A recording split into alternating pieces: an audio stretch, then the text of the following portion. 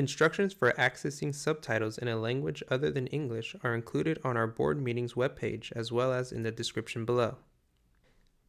Instrucciones para acceder a los subtítulos en un idioma que no sea el inglés se incluyen en nuestra página web de reuniones de la Junta, así como en la descripción a continuación.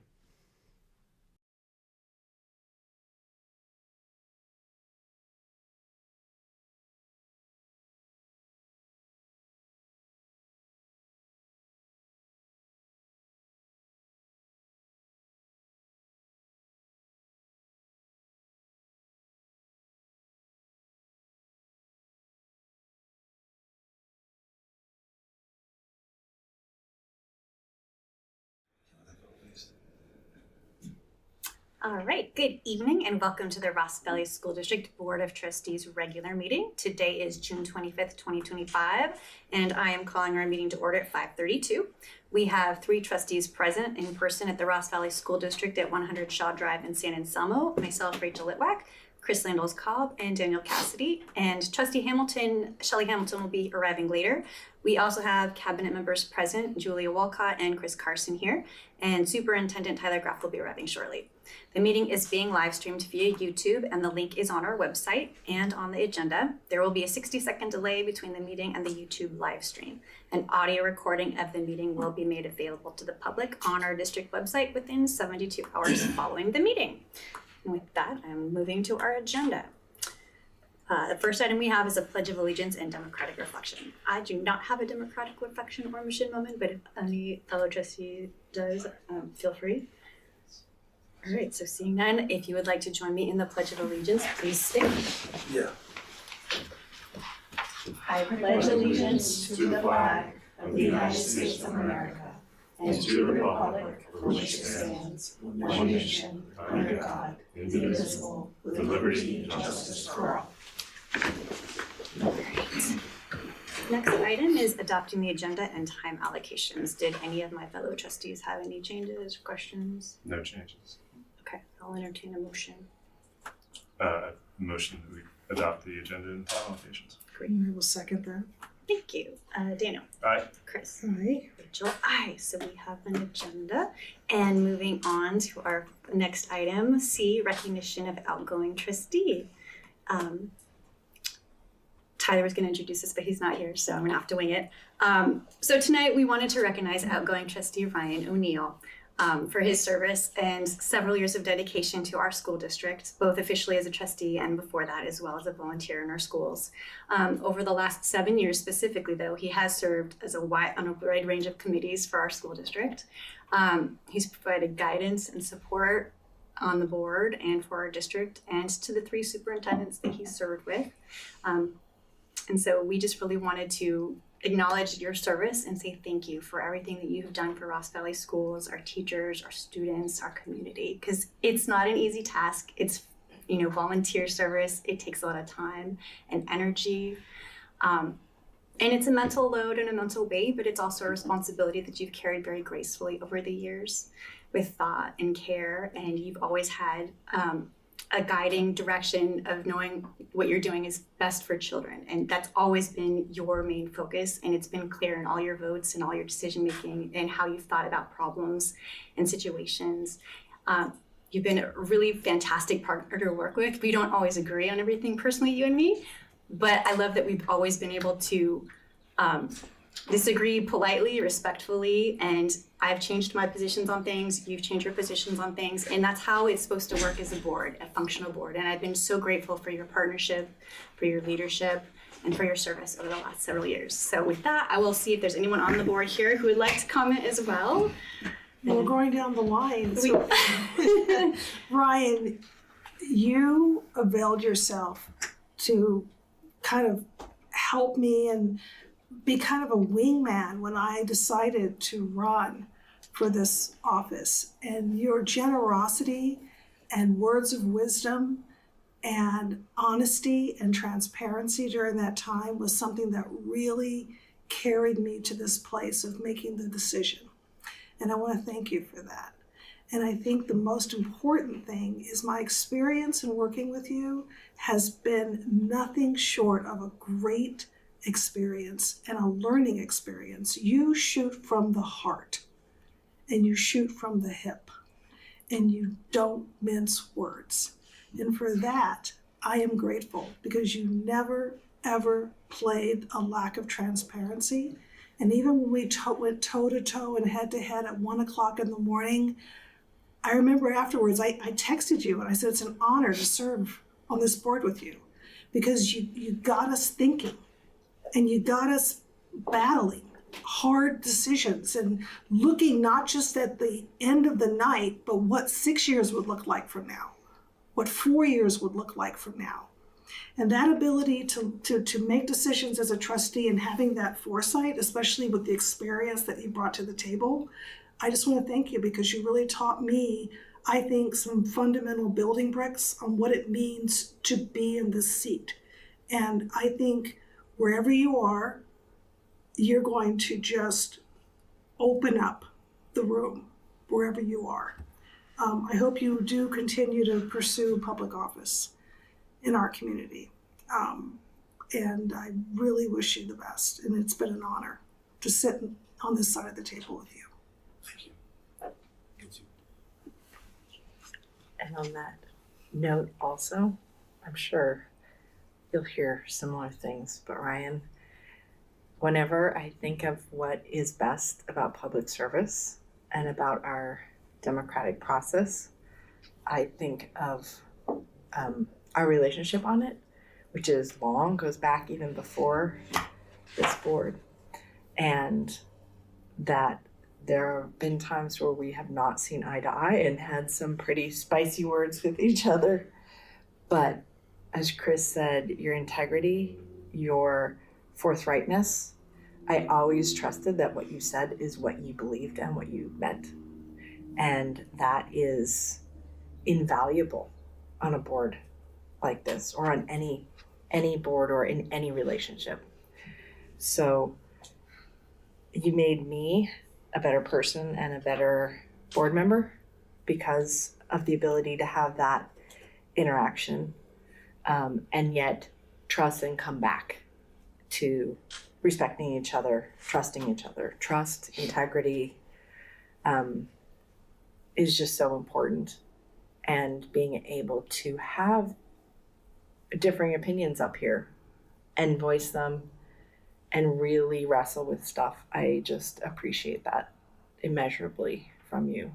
And I really, really hope that you will continue to come back on that side of the dais and continue to share your knowledge, your wisdom, your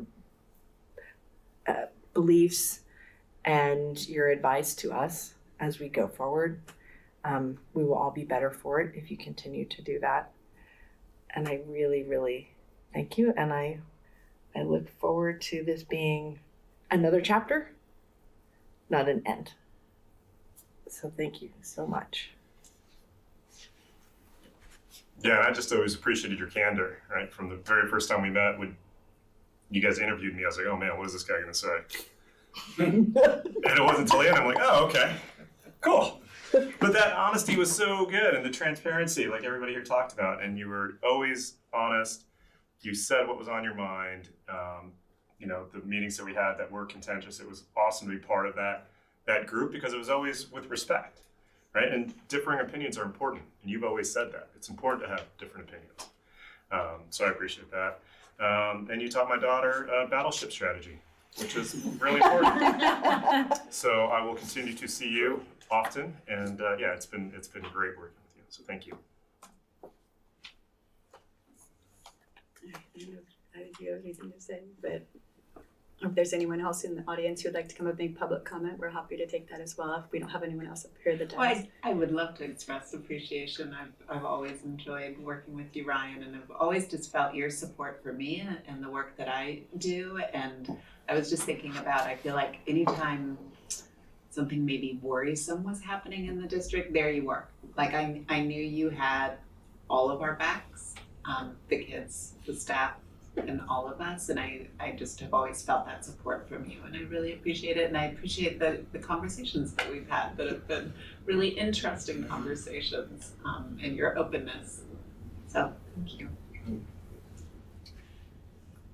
And I want to say thank you for all of the hard work that you put in over the last few years in particular. You and I served together for 5 years at the 8 while you have been in the district. And we've had a number of difficult issues, and your leadership in that whole process was very well, very good for everybody, and I really appreciated everything that you were saying. So, and your candor. So, thank you very much. All right. Do we have any public commenters or anybody who'd like to say anything in the public? Am I responsible for him? I know. Yeah, I first of all, thanks for having us here. It's a little weird for me to be on this side of the room, so this is kind of a first. But I guess what I would want to say about Ryan, or without taking too much time, or 12 things come to mind, and I'll be brief. These 12 things I learned working with Ryan on the board alongside the other trustees, Wesley being one of them, Ann and Annalisa, and Mark being the other 3, and then our leadership team. I learned that Ryan is trustworthy, loyal, helpful, friendly, courteous, kind, obedient most of the time, cheerful, thrifty, brave, clean, and reverent. For those of you who don't know, that's the Boy Scout oath, the 12 tenets of the Boy Scout oath, and I know you know those pretty well, right? Being a board member, I think, as you all know, or probably would agree, is not the easiest thing in the world to do. The pay stinks. The benefits aren't the greatest. And I was thinking today that, no matter how many pieces of Steve's candy I brought the board every meeting, much of which I think your daughters enjoyed, all of it. It could never say thank you enough. So I just echo, I think, what everybody else said, and thank you, Ryan, for your service, and just for old time's sake, for your daughters. Thanks, pal. Congratulations. Appreciate you. You were an eagle, weren't you? Yes. He was an eagle. I was a tenderfoot. Didn't make it past tenderfoot. All right. But what I'd like to say is, I just went back. I just had my 40th high school reunion recently. I met with a lot of my old friends, and 2 things came up that I think are apropos to this evening. Is that the older I get, the more I realize that life is it is so important to have 2 things for me. That's trust and relationships. Trust and relationships. And I have a incredible amount of respect for you. I'll reiterate what others have said. Ryan, you're a very trustworthy person, and I consider you to be a close friend. And you've always maintained those important relationships. And I think that those are really important tenets for a trustee. Thank you for your service. Thanks, Wesley. On to me. Hi, everybody. So what Wesley said really resonates for me, because as almost everybody in the room knows, we were all serving, Wesley and Ryan and myself and Rick and Marcy, during some really, really challenging times where having trust and having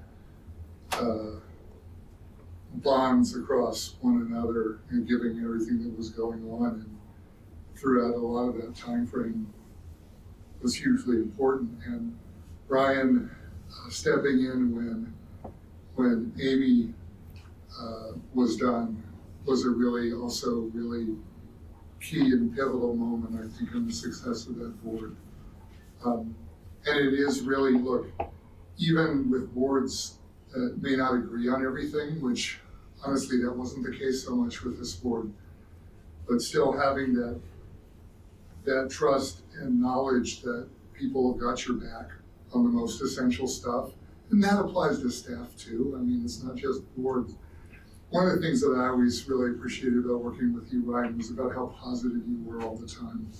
Even when, man, it was hard being positive at times and with some of the stuff that we went through. And there were a lot of challenges that after I know that I was done with my term, that you took up a particular location in Fairfax that was particularly challenging, and it is like walking into the hornet's nest after it's been blasted a couple of times. And so, taking that on in and of itself was being involved in the front end of before the hornet's nest was fully clogged.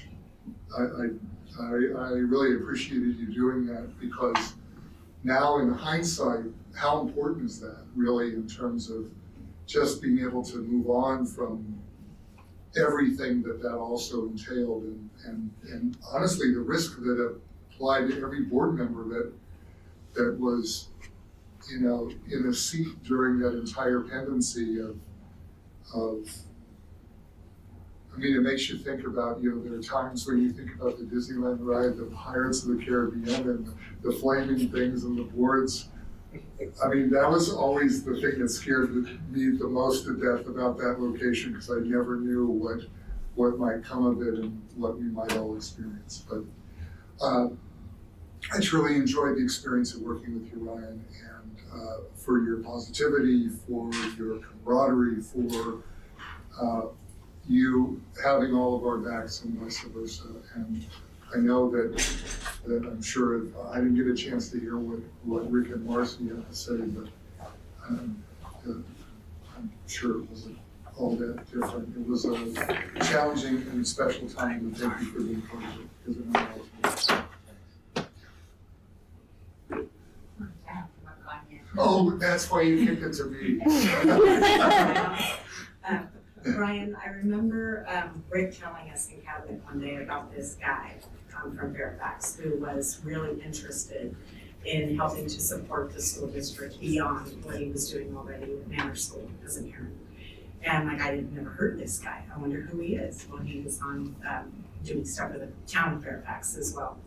And what always struck us, Rick, what is so great about this guy? Why do you, and he's a staunch supporter of the school district. He wants to do everything he can to not only help the children of this school district, but to keep us moving and becoming even better than we already are as a school district.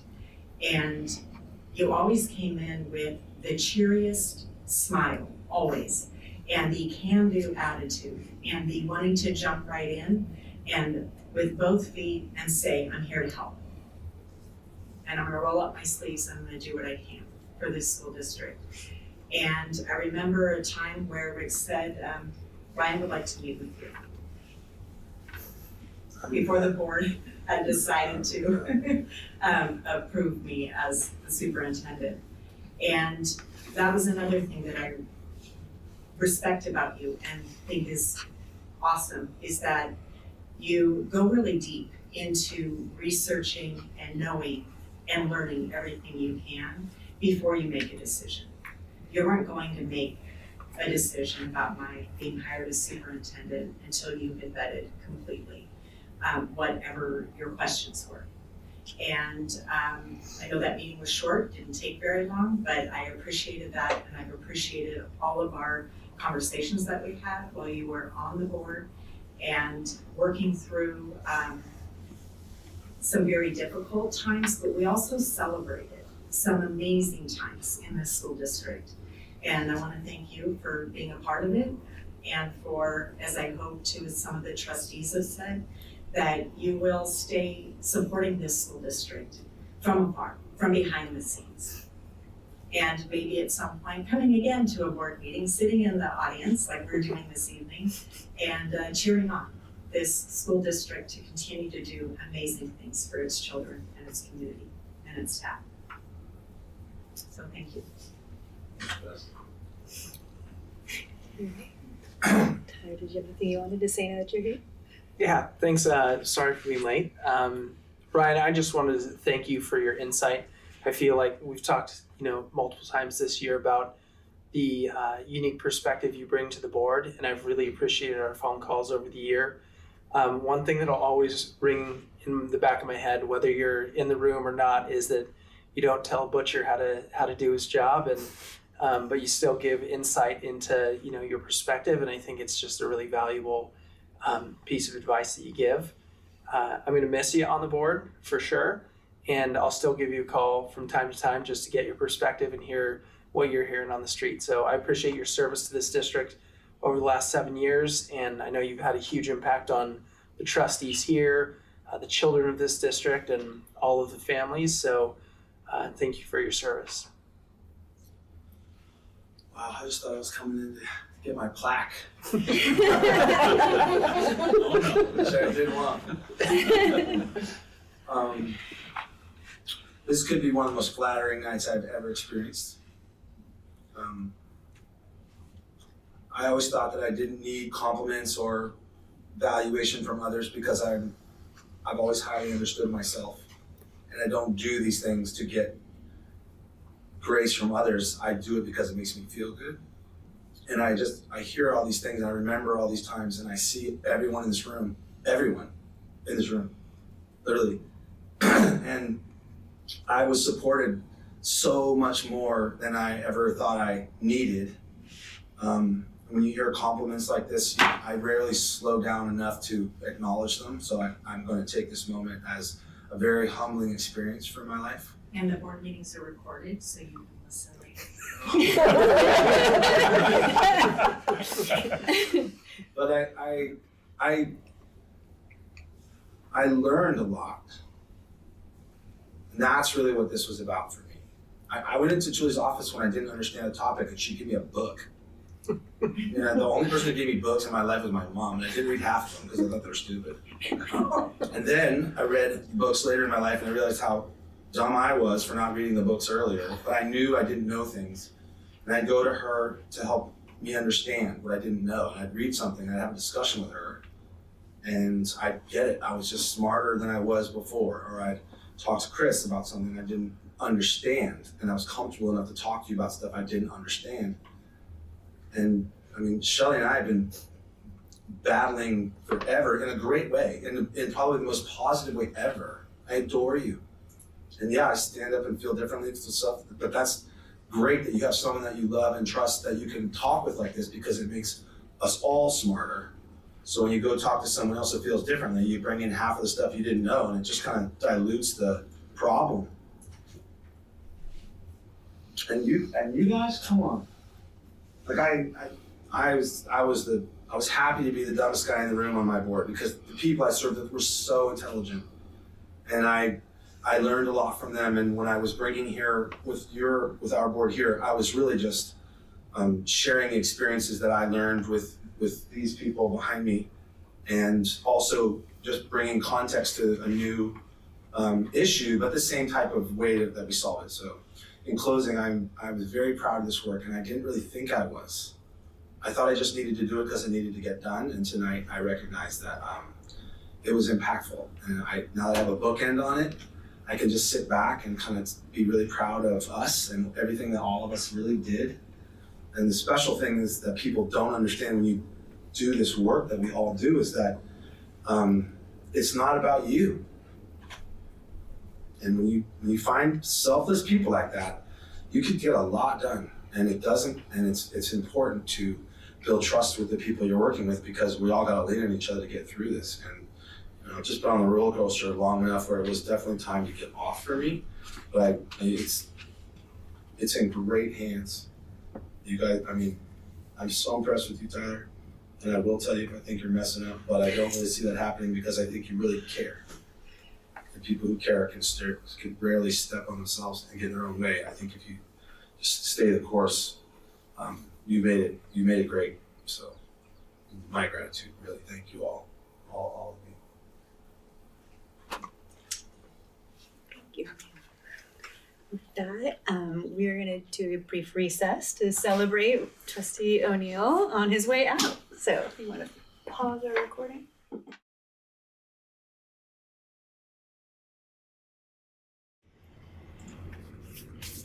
All right, and thank you. Welcome back after a brief recess. The next item we have is D, communication. And the first item here, one, is public comment regarding items not on the open session agenda. We have no public here for comments, so I'll move on to item 2, which is correspondence, communication to the board. We had 4 email exchanges there. Hopefully everyone has had a chance to review and read all those. Our next announcement is 3, announcements by labor unions, CSEA, RVTA, and we do not have representatives here today with that, so I will move on to our next agenda item, which is E, presentation and or action items. And the first one we have there is recommended approval of agreement with new food service provider Ordo for the 2025-26 school year. Yes, and that will be me. And I'm just going to show you a quick presentation that we had that was part of our wellness committee, and I'm going to move over this direction just for a moment. As well. And so thank you for the opportunity to speak on the wellness committee presentation that we provided, and also to discuss the approval of Ordo this evening. And I hope if I had it. And so what we did is we put together a taste testing. Once we had put out our RFPs, we received 2 different companies provided us information and basically provided the proposal on the food service program. And so with that, we set up this student taste testing. It was a blind taste testing. And what we did is we had one group at Brookside that did this, one group of students, and we had one group of students at White Hill. And so then from there, we put together a summary of that information to take a look at what the results were. And so you kind of see the way we did it here on the grid to the right, where it says vendors E. And so we were just asking some very simple questions to the children. You know, do you like it? Do you like the way it's presented, that type of thing. And so we also asked them to give us their feedback on it as well at the end. Like, which one was your highest rated? And we had it for vendor Z and vendor Y. And you can see the 2 different meal presentations on this particular photo. So vendor Z is actually our current lunch master, and vendor Y is the proposed Ordo. And so you can see the difference in the packaging right away. You get to see some of the food that was provided. What you see here are presentations of food that was provided from Ordo. And one of the things that was really stood out is that the kids really liked the Ordo. They were saying things like, we really like the packaging. We really like the chicken in the Caesar salad. It's crispy, it tastes good. We like the fruit combined with the rest of the food and the presentation. You can see that the produce there, the fruit is not packaged in plastic. Yes. Which is something that was also noted by many of the students. And they said they would eat the food all day. They liked, and said specifically, it's more sustainable and environmentally friendly. And what was also kind of cute is the elementary kids, some of them decided that they wanted to take some of the food back because they're like, I want to save this for lunch. And so we let them do that as well. Did you do any White Hill kids by chance? We did both. We did Brookside and we did White Hill. And White Hill kids. Sorry if I missed that. Yeah. Thanks. And they said, I would eat this every day. We had that written on two things from particularly the White Hill kids. And so you can see our vendors E not judged quite as high, but you get to see the packaging there. And kind of one of the things that the kids liked about our current vendor. They liked the Caesar salad the way it was packaged, even though they didn't like the plastic.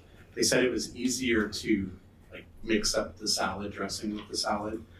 But that was one of the few things that they did like. But they also said that they liked the breakfast burrito. I do want to point out that the breakfast burrito doesn't seem to be a product that we would be able to provide since we don't have the ability to offer hot breakfasts. So what would we offer for breakfast? It would be something more in line with muffins and cereals, those types of things. Oh, Could we do the breakfast burrito for lunch and call it a lunch egg burrito or something? I mean, if they liked it, is there a way of having it in a different meal? I would just have to check with the standards to see if it fits under the lunch program.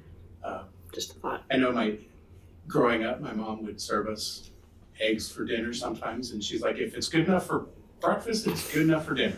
it's called Brenner. Protein. So what is it that's needed in the kitchen, or is it that thing you see at Proper Foods where they heat things up? I mean, what infrastructure is needed to accommodate a hot breakfast? We can accommodate a hot lunch. The issue with the hot breakfast is that the breakfast is actually brought to us the day before. Okay. So therein lies the challenge, because they can't get the food to us early enough to provide the hot breakfast. So it's one of those unique things that we're kind of situated in a weird location. But you can see here what the food from the lunch master looks like. Chris, in the contract, it states that breakfast really starts like 9:30. Is that just a typical contract language versus, okay. That's the way ours is. Oh, it is, okay.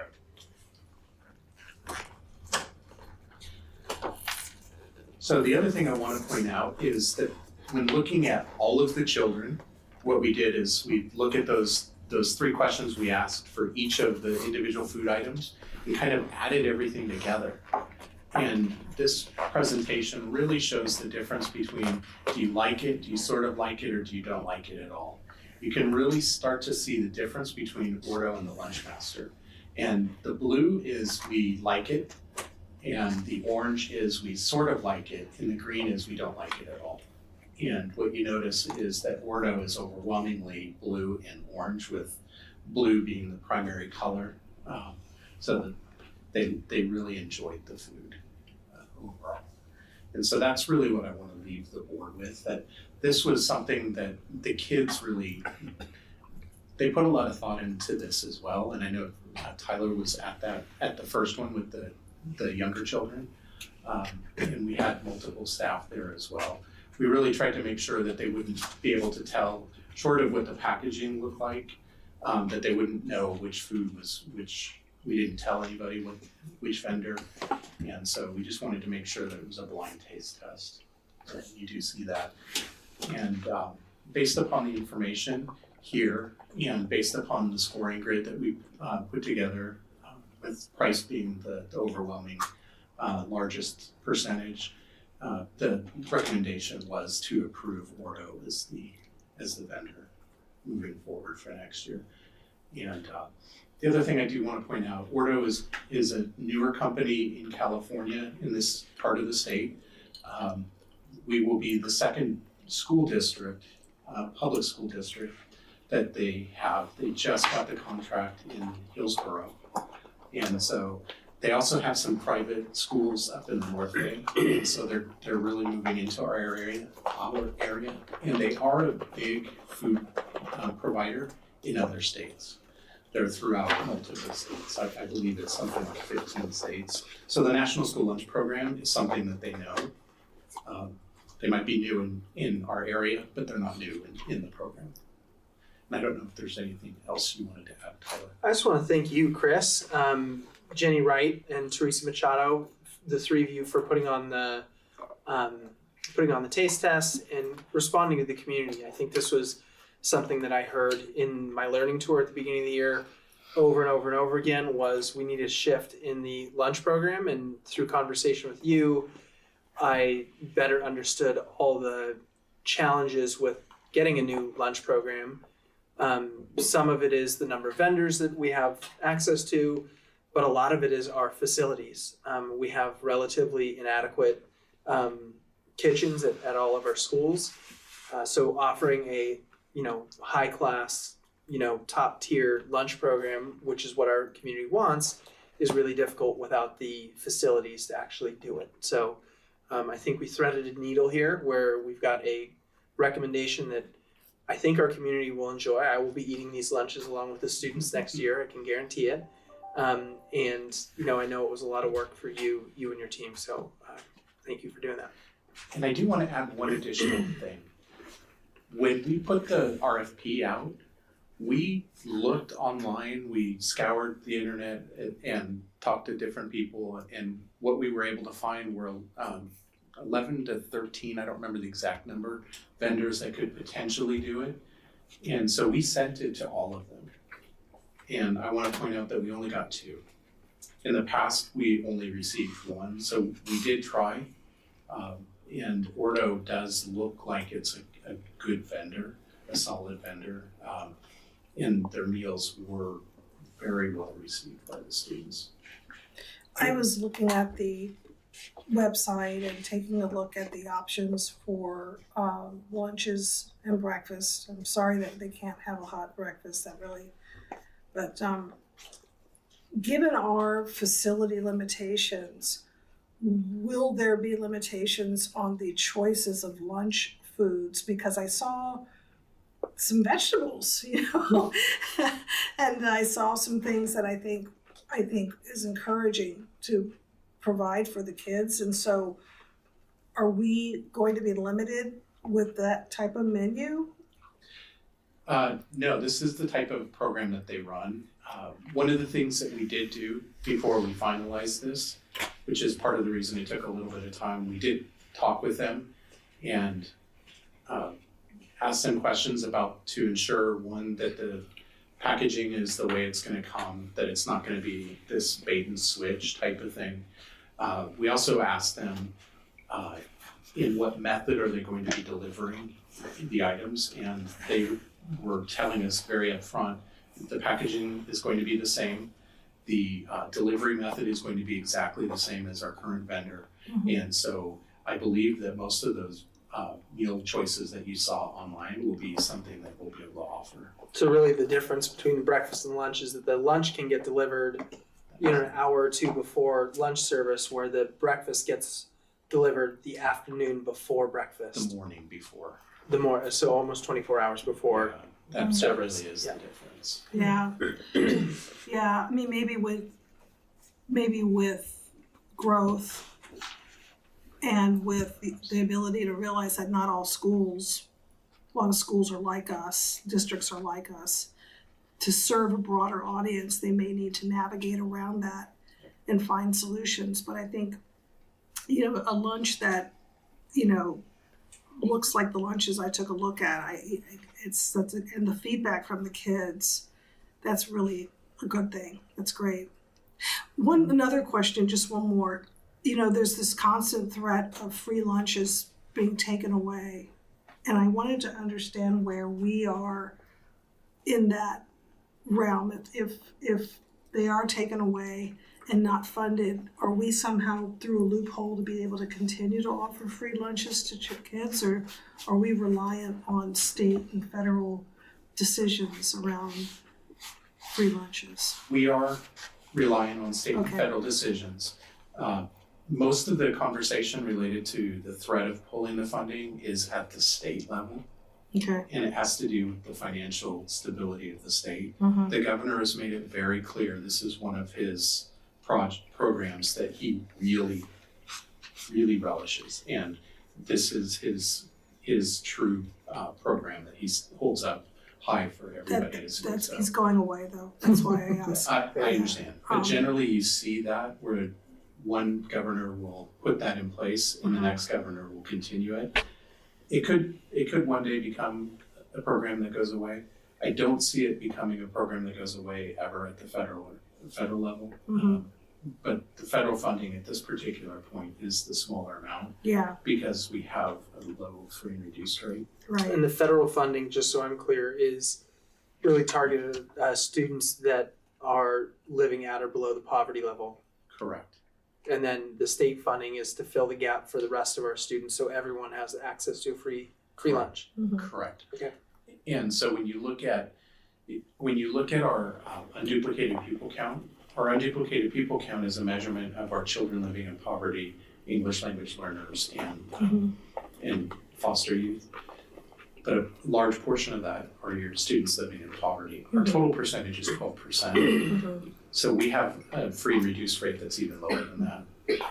And so a large portion of our dollars do come from the state. So it is a risk.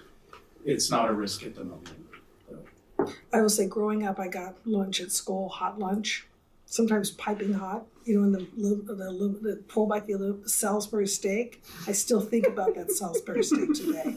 Yeah, it was off the chain, delicious. Remember that? Mashed potatoes and the peas all together. Oh yeah. I hope we have that experience. I hope these kids look back on these lunches and say, that taco I had. That's great. Thank you.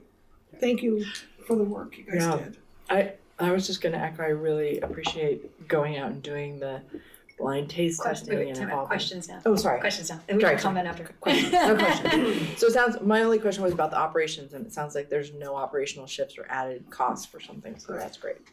Okay. So the cost is comparable to. It is it's a little bit lower in breakfast and a little bit higher in the lunch. But when we were looking at it, the one thing that needs to be a consideration is we have a lot of waste in the current program. So my hope is that we have less waste, which will bring down that cost difference as well. Yeah, especially if the kids seem to like it. And if the breakfast is at 9:30, they usually treat that as snack anyway, right? So, Yeah.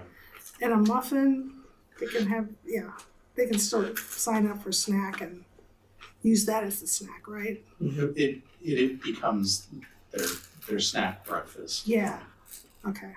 And we'll look into the breakfast options and see what we can do. It sounds like based on what Chris is reporting, it'll be hard to get hot lunches, but it's worth a conversation. Ordo's been pretty responsive when we come back with feedback. I can't guarantee that they're going to be able to shift, but we'll at least forward the feedback on to them. Yeah, it would be distribution, and it would be their capacity for that, I'm sure. The one challenge that you would have is if we were to get it there early, it's always the same driver that goes to all 5 of our sites, so they need time to be able to drop it off. Right. And if they're dropping it off too early because they have to do it for breakfast, that's a long time between breakfast and lunch to have that same food sitting in the warming ovens. Yeah. So it might also drop the quality of the food lunch. for lunch. So it's one of those catch-22s. So. All right, do you have any more questions for Chris? Where are their operations out of? Because they're based out of Detroit, and their founders are from Georgia Tech, and their CPO is in New York. And Lunchmaster is here in San Carlos. So how are we going to get the support that we need when nobody's? They're actually putting together their location, and it's going to be in between the two, Hillsborough and us. They just haven't finalized that location yet. I'm sure they have by now. They just haven't shared it with us. Food's good. Try Any it. more questions? See how the company goes. All right. We have no public here for public comment, so feel free to discuss now. Sorry for interrupting earlier. No problem. I was going to say I really appreciated that you did the taste testing. I think Tyler is a really good example of community engagement, student engagement, listening, responding. And so my only suggestion would be that next year when this is rolled out, that we have some sort of as people are coming up to it of thanks for your thanks for the feedback, blah, blah, blah, student committee, we listened and, we hope you enjoy your something in a newsletter. I think the more we close that feedback loop and so people understand that we're making decisions based on the feedback from kids and parents and things like that, the better, because otherwise people don't know how it happened. I sent out a parent square 3 or 4 weeks ago, and in the body of it, I kind of mentioned listening toward, heard loud and clear, and I do want us to be responsive to community needs, and I think Our field maintenance program is one of those, one example of that, and then this lunch program is another. And if this is a bit of a silly metric, but when I send out those Parent Square newsletters, people will like the article or whatever I write, and certain ones get 5 or 10 likes. The lunch program got like 30 likes. It was like way more than anything that I had sent out. So I think the interest in a new program is clearly there. I went to the website and sort of tried to pretend like I was signing up for it. And it says choose your school. So if you have a kid at Manor and you have a kid at Whitehill, do you have to have 2 different accounts, or can? I believe it's going to be one account, but we haven't worked through that process just yet. Okay. We have been communicating with them, and we will get everything set up in early July so that we can start the rollout in late July. Okay. So that parents can start to get their accounts set up. Do you know what the lead time is for ordering these lunches? It's actually kids gonna have. It's actually 5 days less than. Oh, good, because to ask a kid what they want to eat in 2 weeks, it's not an easy feat for parents. Yeah, no. You know, they're like, they wanted it that day, but okay, great. It's less time. That's a great question. I also want to point out that they're also willing to come out for like an open house if we decide we want to do something like that, so parents can kind of see what the new food is like. Back to school. Back to school, I meant it. Back to school night would be a great showcase. It's an option. I don't want to make that the main thing for back to school, but it is an option if we choose. I think this is a dumb question. If this is wildly successful and everybody loves these lunches and everybody wants to sign up for them and our uptake rate goes like woo, is that a financial problem for us? I don't believe it will happen. Okay. I've been in a district that we had a full-blown food service program. We actually made the meals, and it was 100% free and reduced for every child. And a good day, we would have, luckily, 85% participation. And for breakfast, 30%. Okay. So I don't ever see it happening at that level. Okay. Even if the food is, gourmet, it just won't happen. And then what is the onboarding support that parents are going to get? And how are they going to be informed? And how are they, like, that's a concern. It will be very similar to what they get right now with the lunch master. Okay. Because we've already gotten to that point and had those preliminary meetings, so we understand that just going through that, we've seen some of that, and it's going to look and feel similar to parents as the lunch master. So how do we test this with them before the first day of school? Like the ordering, the login. And that's where what I was saying is that we'll get that out in late July. Okay. So, and it's also a tech company, so if they don't have that app right now, trust me, it's coming. So Awesome. that is one of their features, is that they're really trying to be up and coming in the industry. So This is great. We just want to save you with that question. We're having to drive around with pizzas like you did that one year when there was like the onboarding challenge. So yeah, I do remember that. Yeah. But I also want to say thank you to, just as Tyler had done, to Jenny Wright and to Teresa Machado. This wouldn't have happened, the taste testing, if it wasn't for them. So it was through all of their hard work. Thank you. Thank you. All right. Any further discussion up here? All right, I'll entertain a motion on this one.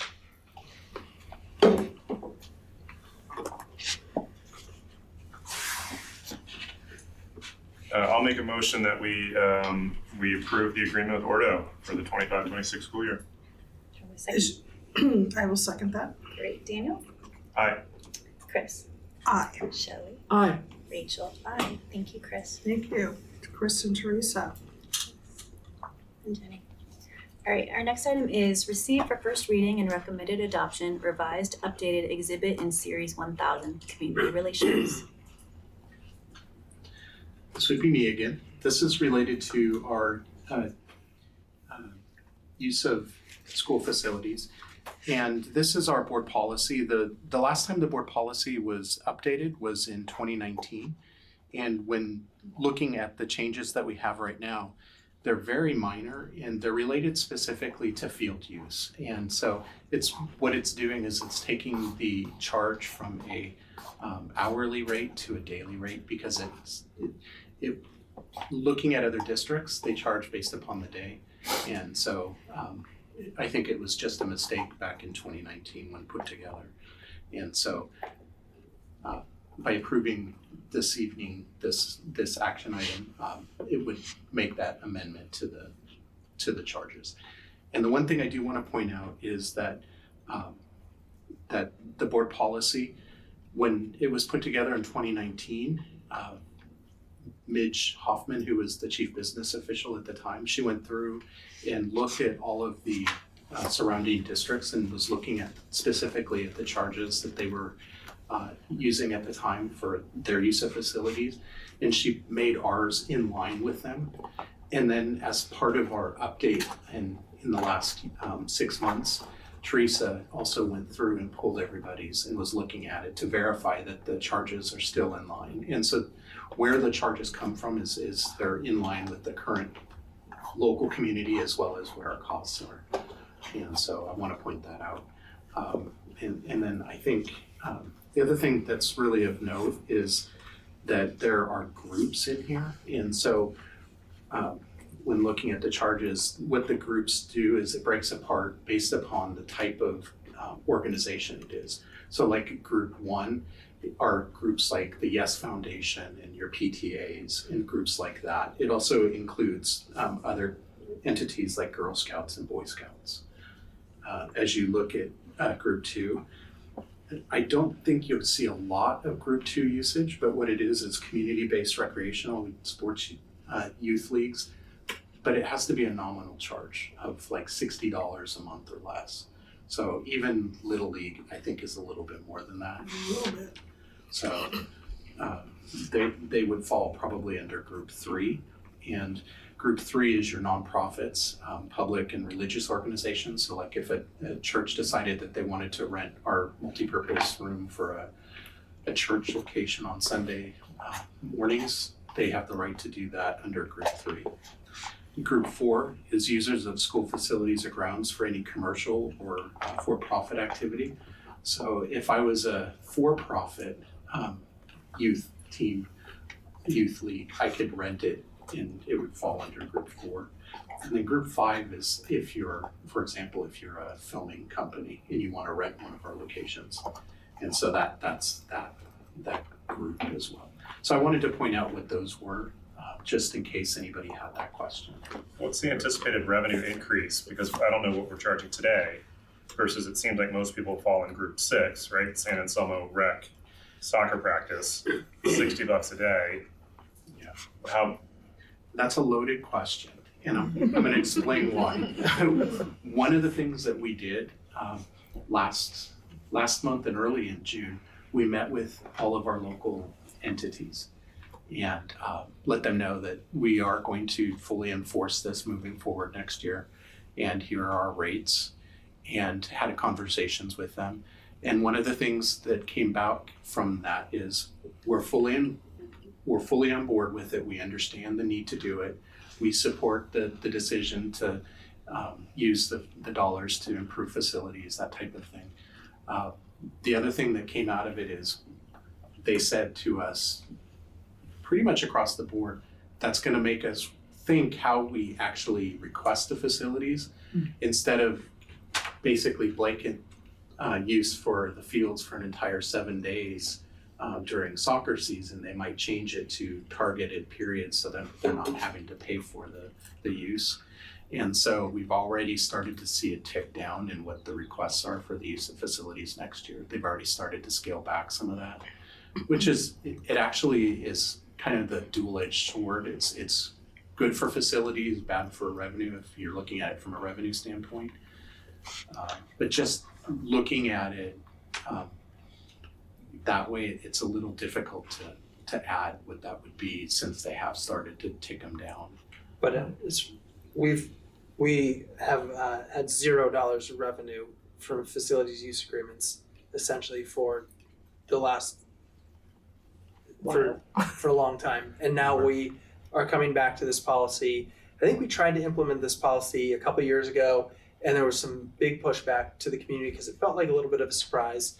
So I want to thank Chris and Teresa again here for being hyper transparent with folks and bringing them in to have one-on-one conversations, to hear their concerns, to walk them through the process, to help get them on board, and then we can start implementing the process. And I think this is another one of those things where we're trying to respond to our local community that have said loud and clear, our fields are not up to snuff and we need to improve them. But we can't have, these programs using the fields and not either paying us for them so we can put money back into them or supporting us in some other way. So there are a couple organizations that we're, trying to partner a little bit differently with, specifically the town, maybe not charging them, but kind of having an exchange of goods or an exchange of labor. And obviously that will all go through CSEA as well. But we want to make sure if you want high-class fields, we need to charge for them so we can maintain them. You can't kind of have free fields and have them be up to snuff. So it's kind of the catch-22 we've been in for a while now. Do we have the ability to deny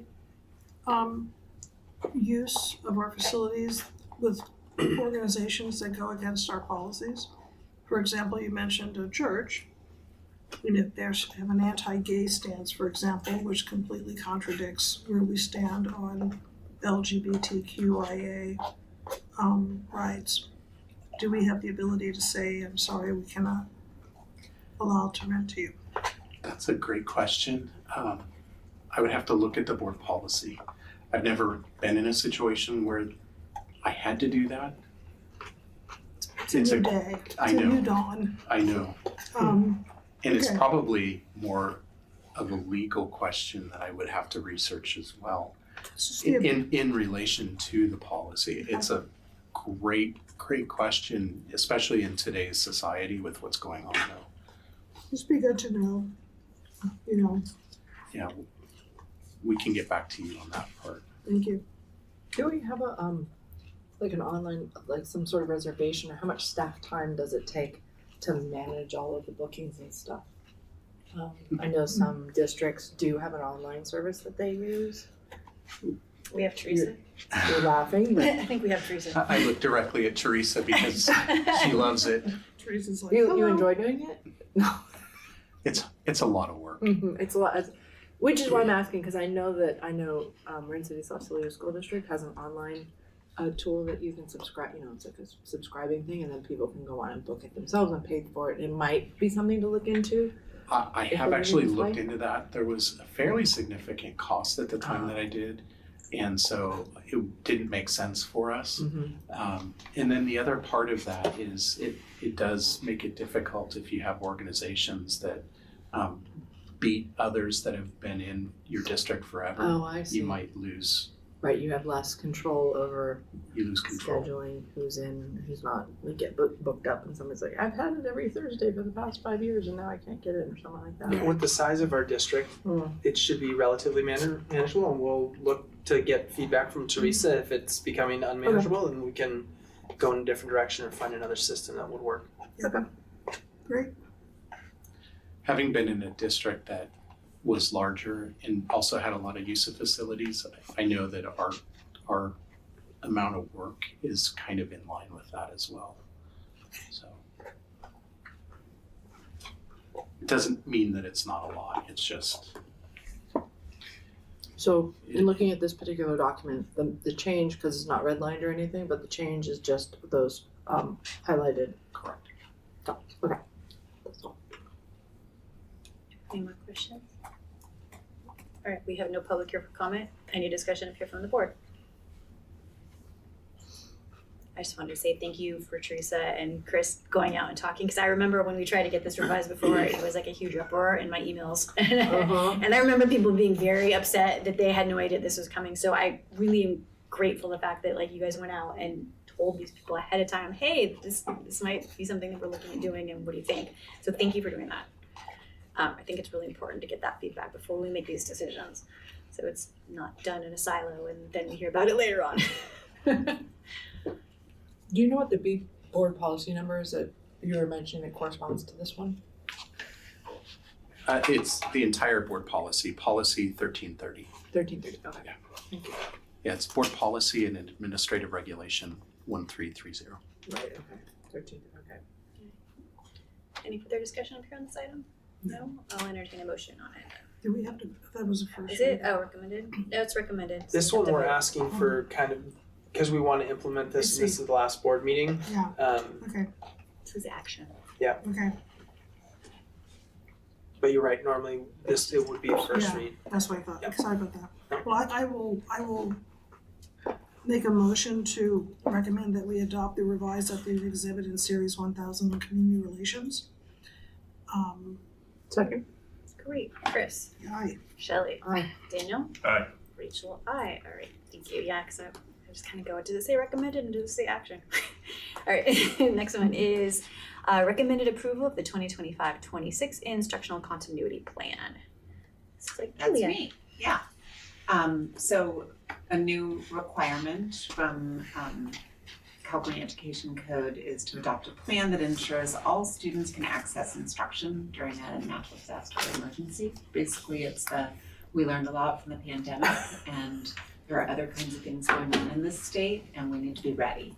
And so it's really, the plan is attached, it's a very detailed plan that has you think about, the shift in instruction to a virtual environment, making sure all kids have access to technology, to devices, as well as internet access, thinking about things like water and food and lunches and all of those things. And so the requirement is to complete the plan and bring it to the board, and then attach it to the school, to the district safety plan by July 1st. And so we are bringing this forward this evening, asking for approval of our plan. You have questions for Julia on this one? I have a question, Julia. I was looking at this and wondering about those that lived through major fire. Schools were lost, homes were lost. And the infrastructure to be able to learn is gone everywhere. I don't think this probably answers that, but we just have to go as it is. But I wasn't quite sure what other districts did, like in Paradise, what happened there? So Do you know? Like when Well, everyone lost their sometimes homes and their I know in schools. Sonoma County, when there were fires, the schools that had, withstood the disaster were able to welcome in additional kids. Other kinds of structures in the community are found. So, the plan only would take us so far. It really depends on what's going on and how big of a impact whatever it is that's happening has. I do think we've had a lot of practice now with how to provide and the kinds of things to think about. And I think that our county too has gotten a lot better at working together. This plan, a draft was created for all of the superintendents to look at and use. So there's a lot of commonality in these plans that are all being brought to school board meetings. Great, that was my second question, is how synergistic is this with the county-wide plan? Do we fit in? Perfect, Very much so. thank you. So staff recommends the adoption of the, I keep forgetting what it's called, the instructional continuity plan. All right, and we have no more questions for Julia? All right, we have no public here for comment. Do we have any discussion from the board up here? No, I just think, back to what you were just saying, I think this is a very good example of the county-wide collaboration that happens, both in terms of being able to be efficient with staff time across the county, as well as then be aligned should we need to put this into place. And I know at a board level, at the JLAC and the Efficiency and Effectiveness Marin County School Boards Association group, that's one of the things that we talk about. So I think this is a good example of one of those instances where this was put in place. So appreciate that. If there's no further discussion, I'll entertain a motion on this item? I would make a motion to accept the staff's recommendation to approve our instructional continuity plan for 25-26. I will second. Thank you. Shelley. Aye. Chris. Aye. Daniel. Aye. And Rachel. Aye. Thank you, Julie. The next item is recommended approval of provisional internship permit application. That's me as well. This is a different kind of bridge for credentials. We periodically bring these to you. This one is called a PIP, or the provisional internship permit. And what this one does is it allows someone who doesn't have a credential to teach because they are entering into a education program for the credential that they would need. And I'm actually really excited about this one because the person that it's for, Ms. Lorna Bolano, is currently one of our classified program aides at White Hill in the resource program. And everyone has raved about her for quite some time and has encouraged her to get her special education credential. And she's going to be moving forward with that and filling the role of a special education teacher. Very, very difficult role to fill these days. So we're really excited about it and moving forward with that. And so for this one, just recommended that you approve the provisional internship permit for this particular staff member. Questions for Julia? I just want to thank Julia, Teresa, and Lori Ross for being creative and proactive with HR this year. Losing Marcy was like, losing a gold mine of HR experience. Like, she was, the expert in the county, really. People would call her from all over the county for HR advice. And our little kind of delegated team has been creative this year, and a lot of it is those three ladies being creative and thoughtful about how we can staff our team and keep as many people as we can and get as many people hired as early as possible. So thanks to all three of you. I think this approach is a win-win. Because if we have someone who is well received, does a great job, and then we allow them to grow and get credentialed under our roof, yeah. I think there's a level of loyalty and dedication and a known factor. I think it's a great way to bring in and keep and retain people too. So yeah, I think this is a good thing. Questions? I had a question about why, if you know, this seems like it makes sense, and it's a staffing and hiring thing, and it's specific to a specific person. Like, why does something like this need to come to the board, or why would you think that this wouldn't be something you could have just a standing approval? I know I'm asking you to look in your crystal ball and figure out why the legislature in California is structured something the way that it is, but I thought you might have some insight into that. Because they don't have a credential, and so the board has to approve. That's just another box that we tick. It's just a thing to keep us, to make us keep you all honest, so that you're not just randomly hiring people that aren't credentialed and things like that. Yeah, there's also a requirement. It's not something that we've put into the background here of we need to show that we've reached out to local universities. We need to, there's all of these different things that we have to do to show that we aren't able to fill the position with a fully credentialed teacher. Right. And therefore, we found another pathway. Got it. And in this case, one that I think is really to our benefit. I think when you grow your own, there's a lot of power in that. This feels like a box check, and it's an accountability measure. Okay. So districts aren't just pulling people off the street to say, like, here, teach these important positions because it's easier. So it's a transparency, making sure that staff is doing their due diligence, and that should there ever be any question about who we hire that isn't credentialed, that there's, like you said. Okay, And that makes in sense. an internship program, there's, we always provide mentorship for our new teachers, but in this case, the mentorship has, the requirement is kind of double the hours. There's extensive support for the person coming into the role. Okay, thank you, that's helpful. Is there a time frame that they have to become credentialed? Do they have a good question. 1 year, 2 years? It's probably 1 or 2 years. It's probably should 2 we years. Should we put parameters around that so that they're not hanging out 8 years from now? Same. The parameters are already there, they wouldn't be approved. So every year you would have to renew, and I think a PIP is a 1 year. Bridge, Lori Ross is our expert on this, so I'm doing my best guess here. Okay. But I think it's a 1 year, and Okay. then the next year you might use a different kind of credential. Well, the next year should be intern eligible as well. And ultimately, the CD kind of has to have oversight over this. So if you were kind of dragging this along for multiple years, the CDE would flag it and say like, no, you can't continue to do that. Okay, there's just controls and bumpers around that, Yep. just making sure. Okay. All right, any more questions? Do you have any public comment on this item? No public comment, okay, any discussion up here? All right, well, thank you for bringing this to me. I will entertain a motion on it then.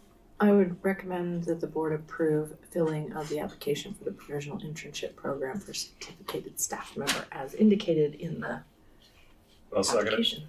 Great, Shelley? Aye. Daniel? Aye. Chris? Aye. Rachel? Aye. Alright. That's approved. Our next item is recommended approval of resolution 2724-25, authorizing district professional experience comparable to 24 units for teaching transitional kindergarten TK. That's me again. So in order to teach TK, if a teacher has a multiple subject credential, which normally credentials them to teach elementary, there are additional requirements in order to teach TK. And there are 3 ways that they can become a TK teacher. They can have 24 units in early childhood education. That's the case for some of our folk. They may have earned a child development teacher permit. And so those 2 permits together make it work. Or, and this is the one that this resolution is about, as determined by the LEA, us, professional experience in a classroom setting with preschool age children comparable to 24 units as determined by the district. So what we have determined is that 2 years of preschool experience teaching in a preschool would be the equivalent of 24 units. And we arrived at that number by looking at what most districts are doing. And it seems to be in line with where that is. And so we need to have this resolution so that if we have a teacher that we want to place in a TK classroom, that they will be indeed fully credentialed because they have the requisite number of units. By being in a pre-K.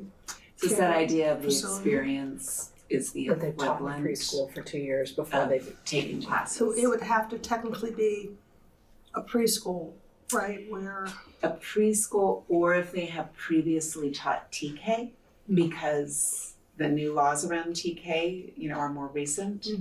And so there's some, if you've taught TK at all before 2015, you're grandfathered in as able to continue to teach TK. If it's past 2015, you have to have one of those 3 ways. okay, The units, the experience, or the permit. okay. How many of our teachers in TK would this affect? I think just 1 that we are looking at hiring. 1 out of 8. 1 out of 8. Okay. Yeah. My previous experience at the preschool board, it was so hard to find qualified teachers to meet these requirements, and so they had so many avenues to just get that experience.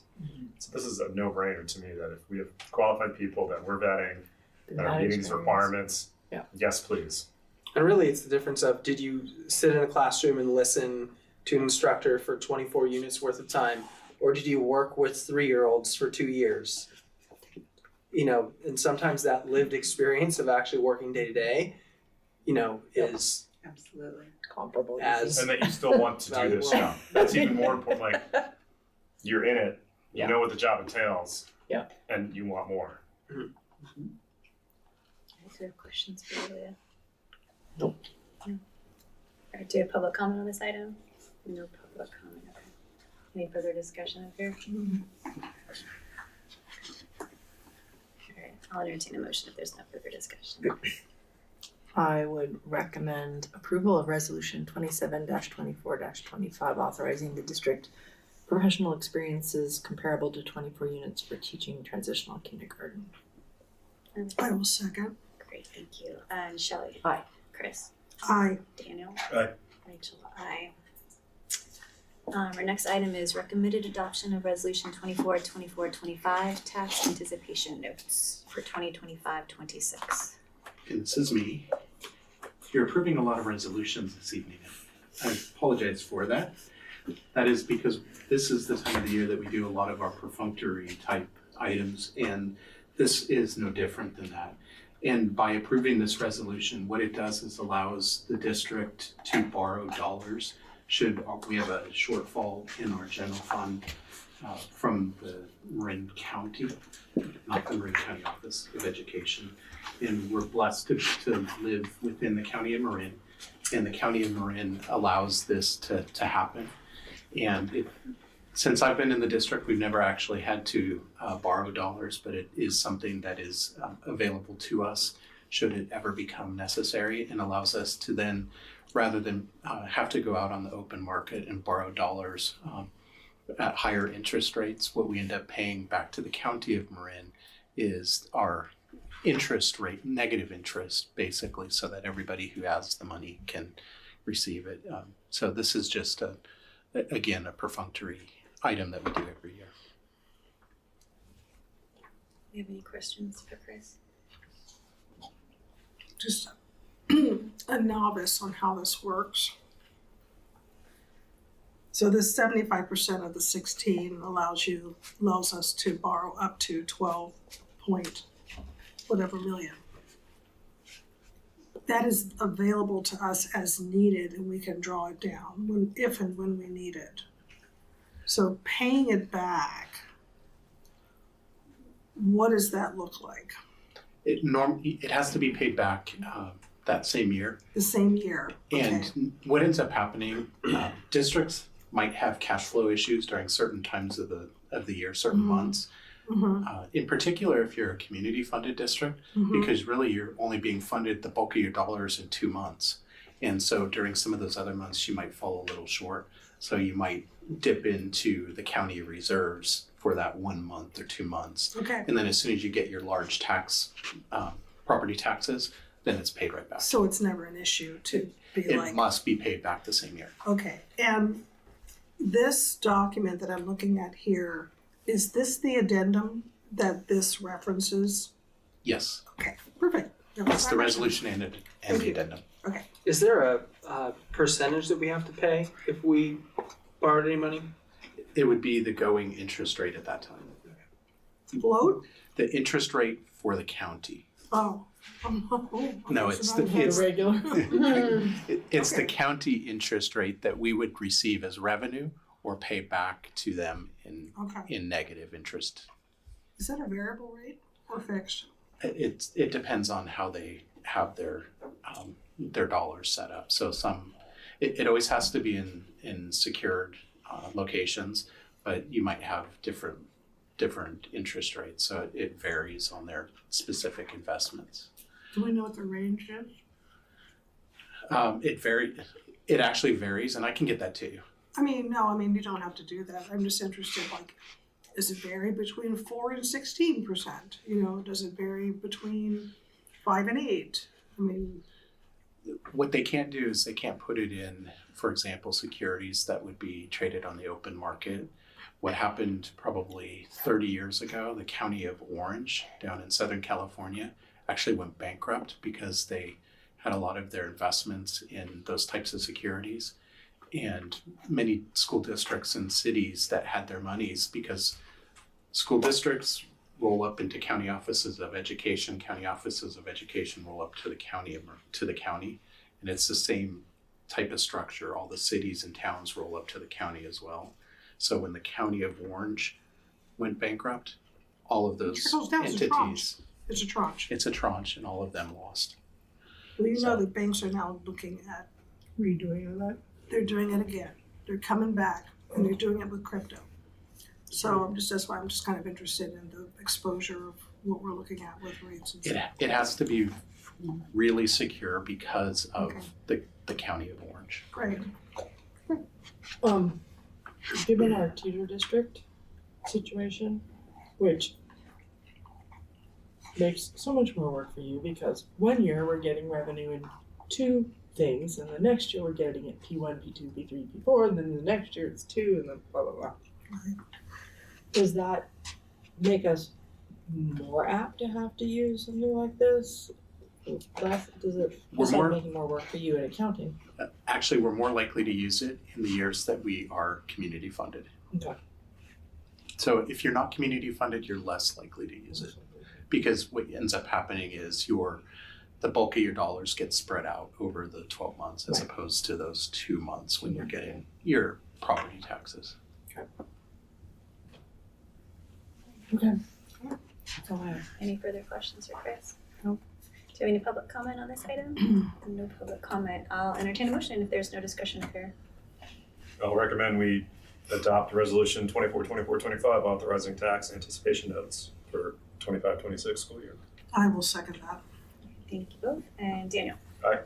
Chris? Aye. Shelley? Aye. Rachel? Aye. Thank you, Chris. Our next item is recommended adoption of resolution 26-24-25 education protection account EPA spending plan for the 2025-26 school year. And that is me again. So approval of this resolution is for the education protection account, which is again another perfunctory resolution.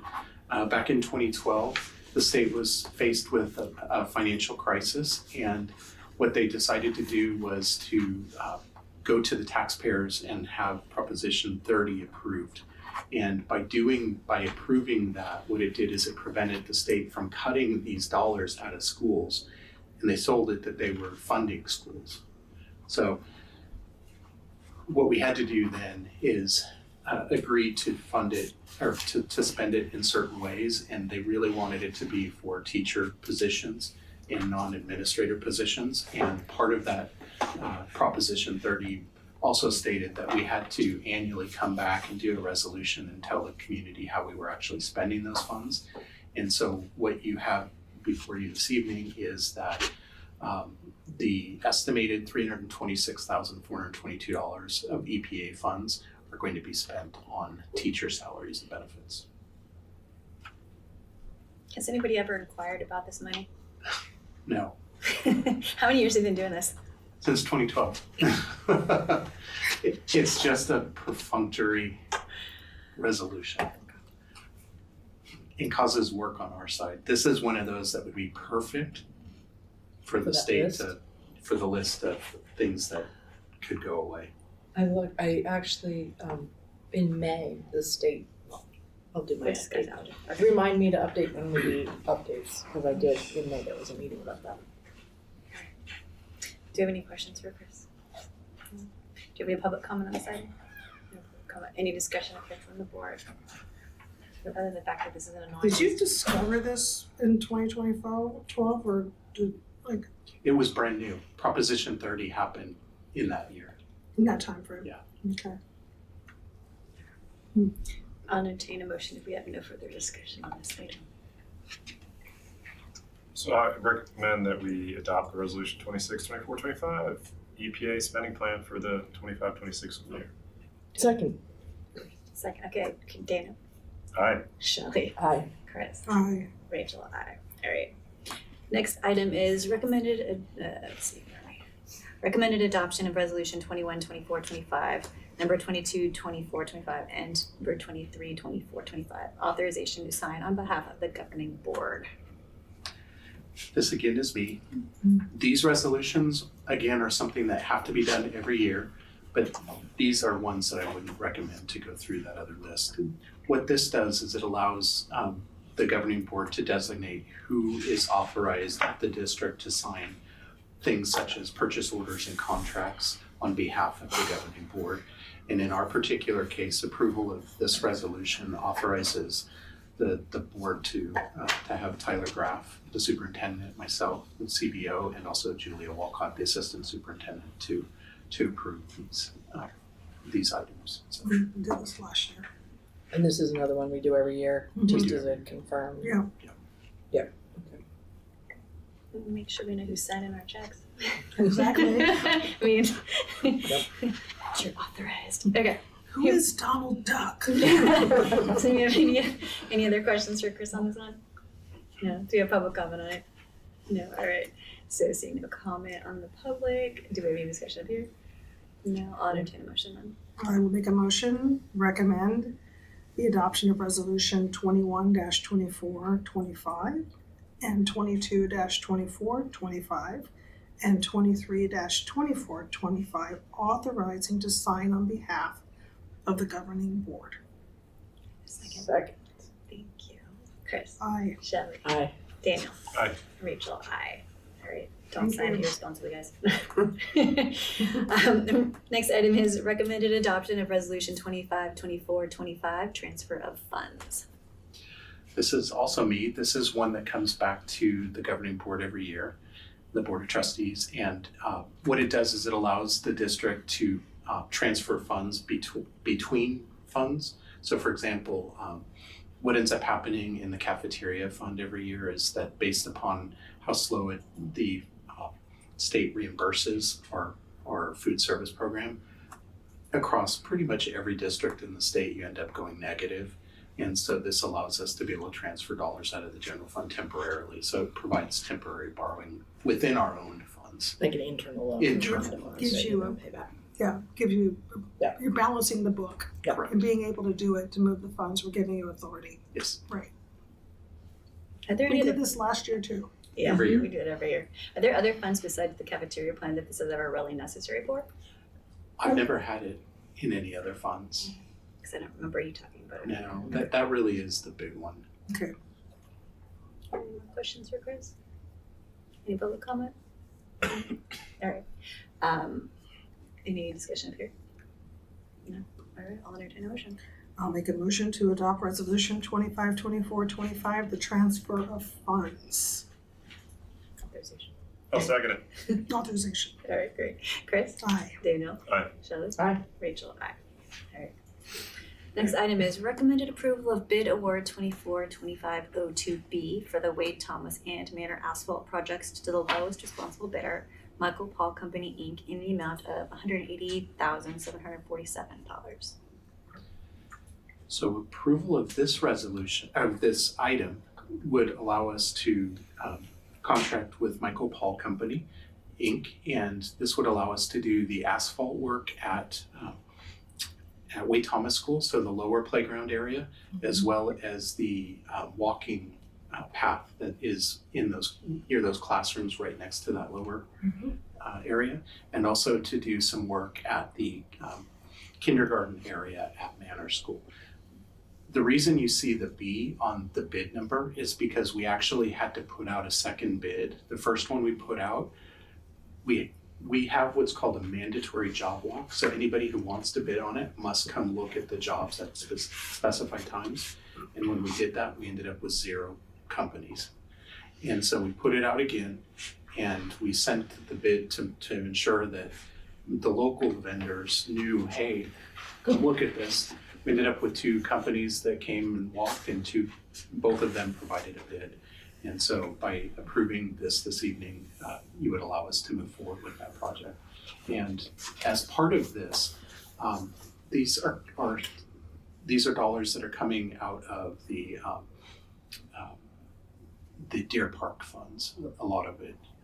And so it's part of that whole process. And these were projects that were also targeted as community input.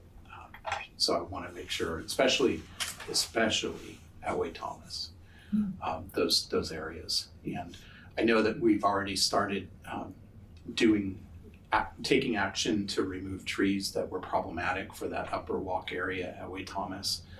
In fact, I was told today by our director of maintenance, Des McKissock, that was actually the tree that is coming out. The person who's removing it, it's the worst tree he's ever seen in his 50-year career in terms of root structure. And it's destroyed a large area of that path. And so we have to remove it in order to make it so we can make it safe for our children and staff. So. Any questions for Chris? I just have a question on the bid process. Is it like a closed bid, take it or leave it process, or can you, given public agency, can you negotiate it, or could you say, oh, this person had a really good bid for manner, but that person's bid was great for weight, or is it just a closed bid?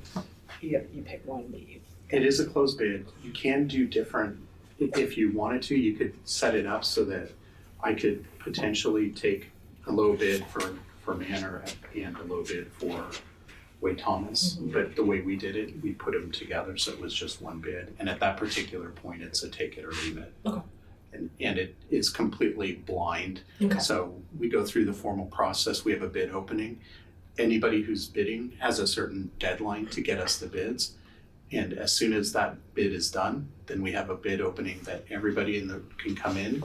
It's public. We also post online this information so they can see it. So, and also the sign-in sheet for people that are present. Thank you for explaining that. And I think this is something that operating in a small school district with a small central office staff, a bid is a ton of work. Yeah. And you basically have a CBO who's, doing all the CBO stuff for the budget, plus running the bid process. It ends up being a lot on one person. Yeah. And I know that in our response to get a plan together to spend down the money that we got from the sale of property last year, there's a lot of bids that have come up, and Chris has done a really nice job working with Teresa. Teresa's learning a bunch of bid skills as well. And we're able to get these things done even though our district office staff is pretty darn small. Yeah, thank you. And do they expect to have this done before school starts, or what's It will be done before school starts. Any question? Thank you. It's amazing the difference. $82,000. And we had something similar when looking at our roof bids Yeah. recently as I well. remember seeing that. And I will say that is very common. Having done many, many bids in my career, you Is this see large a differences. Complete fix, no change order back in, is there pretty tight on that? You can have change orders. But it's Generally you have up to 10, not generally, you have potentially up to 10%. But we try and work to prevent that. You guys are good, and the due diligence you put on the front end, I think, over the years when I've seen you do these things has been great. It totally pays off in not having the change order stuff, so that's great. Any more questions? No? Public comment on this one? No? Okay, any discussion up here? Nope. Nope, okay, I'll entertain a motion on this item. I'd make a recommendation to approve bid award 24-25-02B for the Wade Thomas and Manor asphalt projects to the lowest responsible bidder, Michael Paul Company, in the amount of $180,747. Second. Thank you. Aye. Hi, Chris. Aye. Daniel. Aye. Rachel, aye. And the next item is staff presentation on local indicators. That's neat. It's the 11. colorful one. It's the one. That's the one. Good job. Oh, it doesn't actually move. It's just one document. This one's pretty straightforward. So as a part of the local control accountability plan, there are 8 state priorities. And of those 8 state priorities, some of them have state indicators or metrics, and some of them have local indicators. So state indicators would be like student achievement, CAST scores, CAST, the science scores, the LPAC, and then student engagement. They look at suspensions, they look at attendance. So these ones up here are local indicators. And also there was a document attached to that agenda item that goes through the whole process that we use to determine where we are in terms of meeting the local indicators. But these are the priorities that they are aligned with. So that first one is about basic conditions, making sure our teachers are credentialed, our facilities are in good repair, and that all students have access to standards aligned materials. And that can all be found in goal 1 of our LCAP. So that's why you see the goal there at the side. Priority 2 is about implementing state standards, and we looked at our priority standards this year.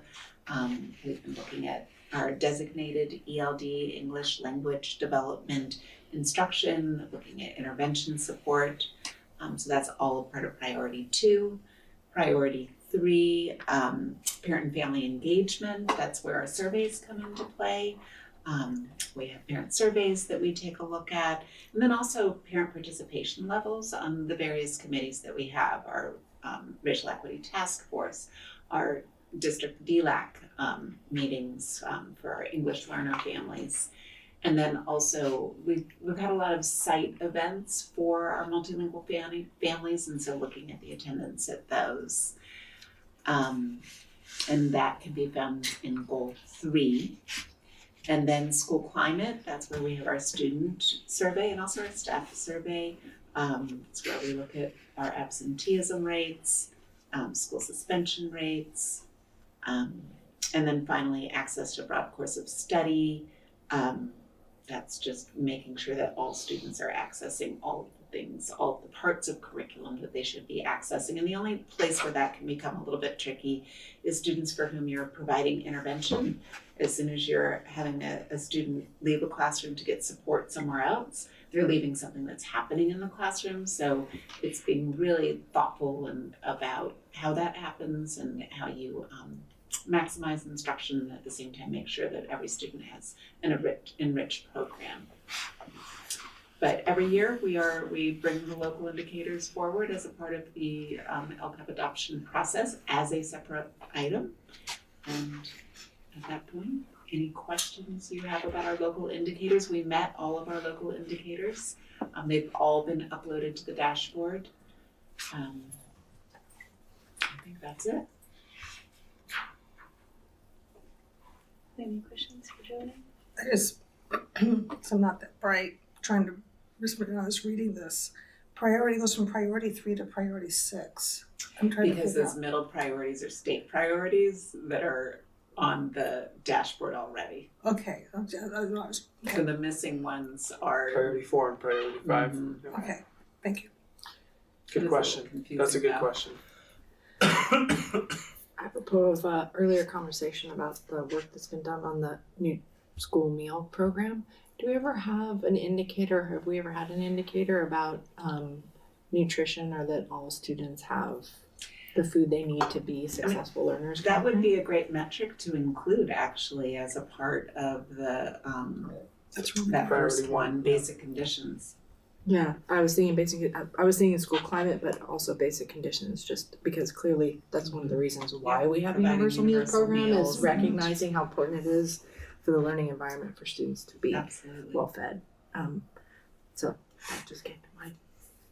And we've been putting effort into it for that reason, so it would be a good indicator. I don't know when they need to, where you are in the process, I wouldn't know.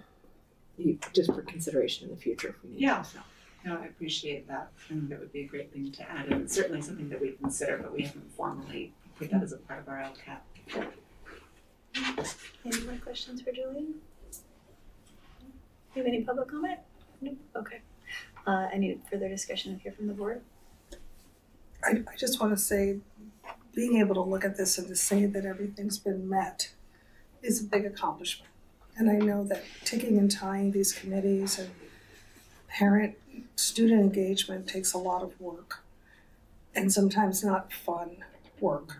So I just want to acknowledge such gratitude for that.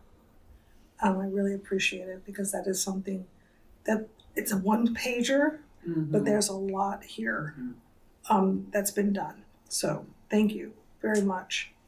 Yeah, and it's a team effort. It's all of the work of our principals and certificated staff, classified staff. Absolutely. There are so many different purposes. Our maintenance staff that's working to make sure that our schools are in good repair. It's all in there. That was the only thing that came to my mind when I was thinking was, and this is to us as a board, is I was thinking, having coming to every board meeting with this one pager and our LCAP one pager, and just being overt about acknowledging, like, oh, we're approving this asphalt contract. because it connects to local indicator X and LCAP goal 3. And I think we could be an assistant. Like, I don't think we need to put more burden on all of these meetings to make it administratively put on a report or something like that. But I think I was just thinking, for me, it'd be really cool to have just 2 cheat sheets of each of these, because you've done such a great job of these 1-pager summaries, and just to have them at board meetings, and keep them sitting here next to me, and always have that be in mind, and just verbally acknowledge, like, oh, this is great that we're doing it, and I recognize, because these are not just do these plans and stick them in the drawer. They're living documents, and they are really the basis about all of our decisions, as they should be. Yeah. So I was just thinking in terms of something I might do, or I don't know how y'all think about it, but I think it's something we as a board could help reinforce. You have LCAP on one side and local indicators on the other, and I don't know. Just I've seen in the past where over the course of the year we give updates on the LCAP goal 1, and that's part of the meeting, and then the next meeting we do goal 2. And I think if you're an outside observer and you watch our board meetings, you might say, like, wow, they're doing a lot of things, but is any of it connected? And I think we can do a better job of drawing those connections, because if you really sit down, all of this is very well connected, but we don't necessarily draw the lines because we're kind of living and breathing it. Right. But for an outside perspective, it might be easier for us to just tie them together for folks. And that's what I was thinking. It's also a way for us to help reinforce that, so it's not just all on your shoulders to do that, but I think it's easy to do. So That struck me when are we questions? We haven't discussion yet. I'll wait. Say my thing. Do any more questions for Julia? I have a question. Has Shelley followed any of these discussion? Shelley not following the rules. What happens with a board member who doesn't follow the rules? Sorry. Do you have any public comments since we have more questions? No, okay. Sorry. Something that stuck out to me when I was looking at the second document, not the 1-pager, but like the fact that it wasn't just standards met. Most of them were 5s or 4s, which is like above like the minimum. So I just wanted to like recognize that. Like, it's not like just that it's being met. It's not just a standard that's met. It's like we're exceeding these things. So I don't know. I just wanted to, acknowledge that, and our team is doing a great job. So thank you. All right. And with that, do we have any more discussion? And with awesome 1-pagers. So I think that was all for this one. There's no vote on it. And our next item is recommended adoption of local control and accountability plan for 2025-26. Yeah, we brought the updated plan to the Board of Trustees at the June 4th meeting. And there aren't any changes to the plan, and we had our public hearing, our 72-hour notice before that. The public hearing took place at the June 4th meeting, and so at this point we are ready to adopt our LCAP. Okay. Do we have any questions only for Julie right now? Oh, I have a comment. Pointed. All right, is there any public comment?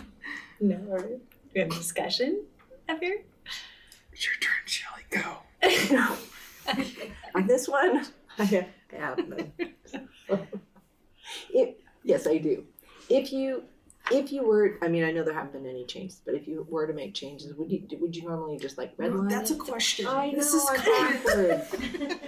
You can ask questions in the comment section. You can't comment in the question section.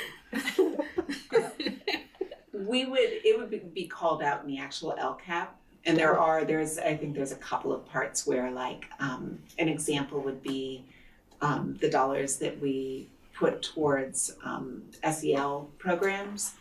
We haven't started doing that work yet, and so we have not yet spent those dollars, and there's an explanation in the LCAP that explains that. But I would say that it's been gratifying to see that this LCAP, that really was a collaborative effort, just has withstood the test of time. It really does represent the work of the district, and I think we saw that at that June 4th meeting presentation, that we are making progress inside those goals and actions, which is great to see. And if at the public hearing on the 4th, the board had given us direction to make any changes, or if we'd heard, feedback from the community and the board wanted us to make changes, we would have redlined that and been really specific about what's different from June 4th to today. But essentially, we're bringing the same thing that we had on June 4th. I think I updated one metric because I didn't have the data at the June 4th meeting.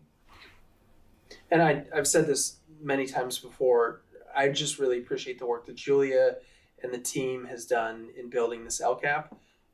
This was here before I got here, and it is streamlined, simple, it's focused on the right things. And one thing Julie and I have talked a lot about over the past few months is really Julia's ability to put her foot on the gas pedal at just the right amount, doing enough work to push the district forward and manage change, which is really difficult with people, and not doing too much or not enough. And she really strikes the balance nicely, and this LCAP is a manifestation of that balance of pushing to drive to make sure our students get the best of the county, but not pushing so hard that our teachers are massively overwhelmed and have initiative fatigue. So you do an excellent job with that. I will just note that I am a stickler for numbers and accuracy. And so I always tick and tie the documentation going back and forth. And page 2 of the 74-page document, which has the expenditure numbers, ticks and ties beautifully with the loan request. So thank you very much. The details of the I have yet to find a numerical mistake, and I am just so impressed.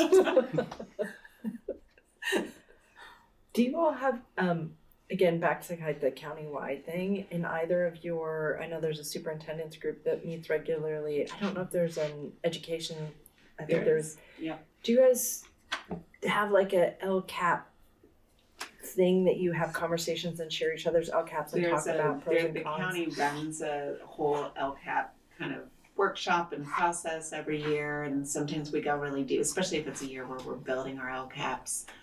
It goes a little bit deeper, and we talk about like different ways to gather input from the community, good. And those kinds of things, and what folk are focusing on, and what that means. What kinds of actions are you assigning to that goal? So, How to yes. handle unruly board members who want to get too much. Ask questions. Asking. That's great. That's great. Okay. All right. Any further discussion? If not, I will take a motion. No questions here. We're at motion. Do we have a motion? I recommend that we adopt the local control and accountability plan for 25-26 school year. Do I have a second? I will second the adoption of local control and the LCAP for 2025-26. All right, Daniel. Aye. Chris. Aye. Shelley. Aye. Rachel. Aye. All right. Thank you for your work on that, Julie. Thank you.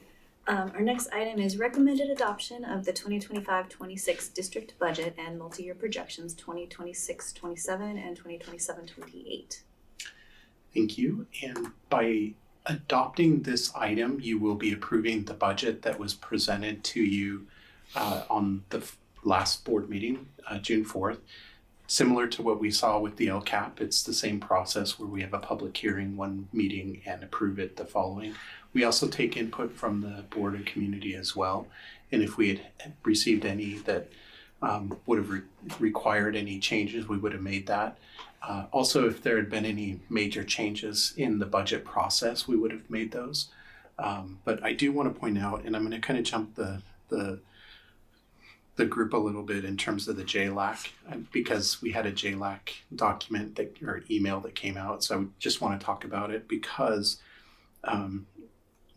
we currently had public hearings at the state level on the budget, and the vote is expected at the state level on 6/27 and 6/30 for the state budget.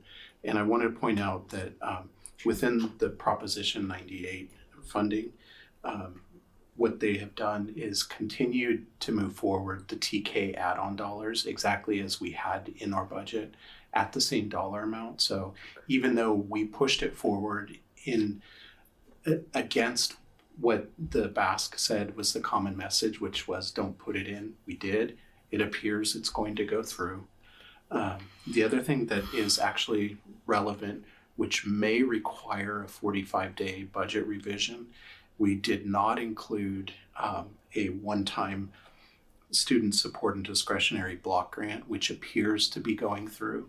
It has always been listed in the budget, but because it's one time, we didn't include it.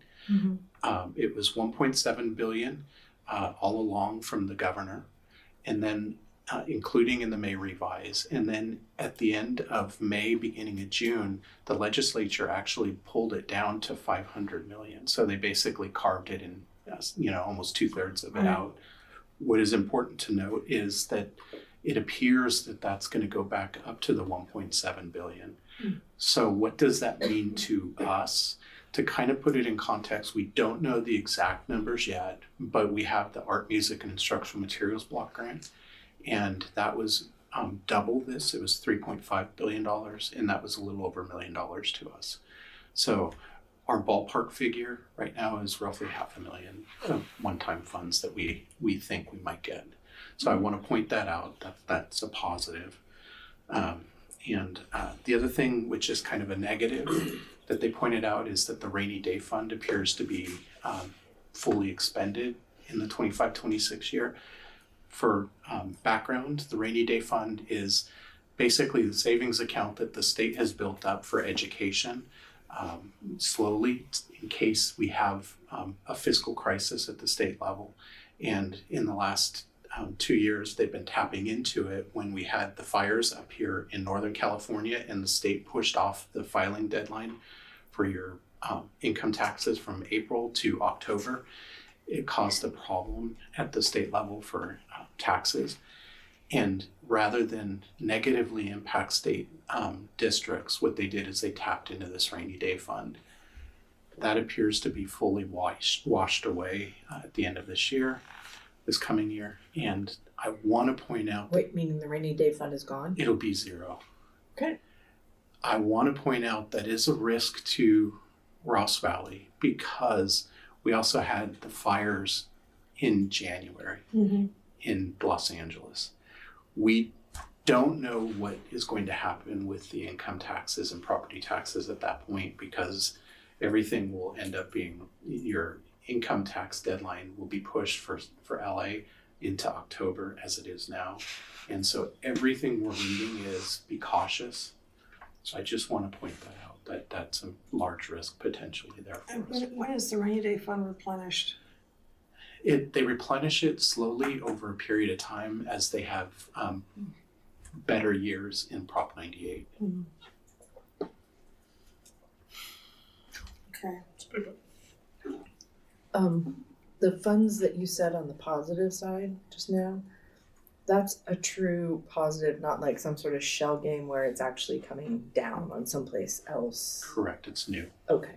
And the other thing I do want to point out is kind of going back to Daniel's question earlier in the section about the school, the use of school facilities and those revenues. We didn't include all of those revenues in our budget. So as we start to see those, you're going to see me bumping those revenues up potentially as well. And you'll see those in our general fund as well. In our material that we had here, there was a recognition of a drop of 16 billion in state revenues, but the May revise or the recent stuff that you said didn't sound like that was really going to hit. At this particular point, the budget that the governor has proposed appears to be going through. Okay. So there's positives and there's negatives. It's one of those things. We just need to be, look out for those things that happen in October. Really start to look at what happens with the LA income taxes at that point, the LA County. Is that the major thing that might hit a 45-day revise? The thing that would cause us potentially to do the 45-day revise would be the one-time funds. Oh, okay. Because it's large enough, potentially, that I would do it. Okay. So I'll have to take a look at what our true number is once we know and make that determination, but likely we'll have to do that. Okay. Is it the one-time funds, like the grant, Okay, the instructional block grant. It is a student support and discretionary block grant. Is there any chance that we would maybe not have to do these cuts to this degree if that comes through? Like, would we be able to change that? I think one of the things that we've talked about is in order to pay for the second year of counselors, we were hoping that this was going to come through. So there we've got a grant to, basically save the counseling, two of the counseling positions So this next is the year. grant money you And said this you is the could second carry. year of that grant And money. this is the grant money you were referring to by Yeah. keeping carrying over those That's services right. without cutting. That's right. So that would eat up about half. If the number is 500,000, that would eat up about 50% of that 500,000. And then we have some other ideas that are kind of in the works for how to use the other potentially 250,000. Okay.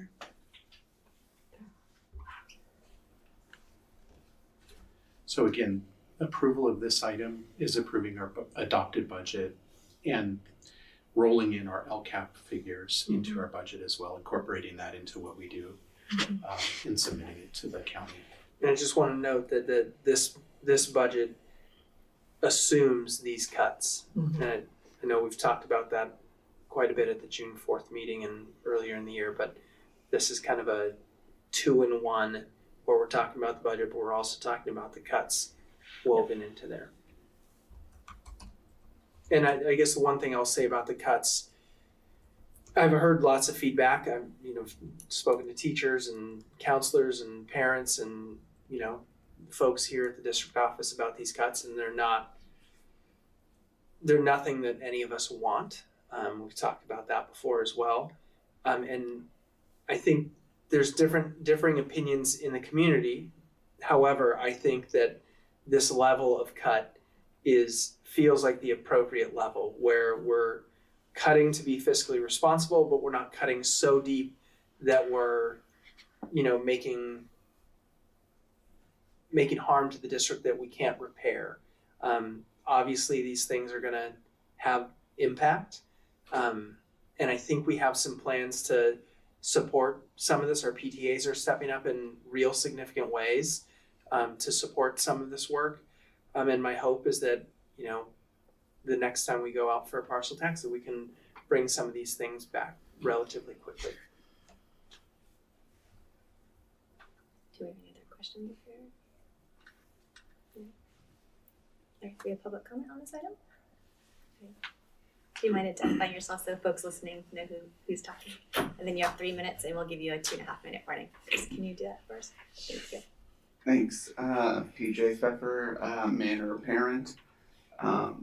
Thanks for the report and the budget presentation is always to put together so that that's easy, at least for me to go through and see what's going on. And I said this before, I think it's difficult to bring back programs once they're cut. We tried, I know, in the Budget Advisory Committee to think about when we were prioritizing our list of cuts, what's something that you could have a gap of 1 or 2 years and bring back fairly easily and seamlessly.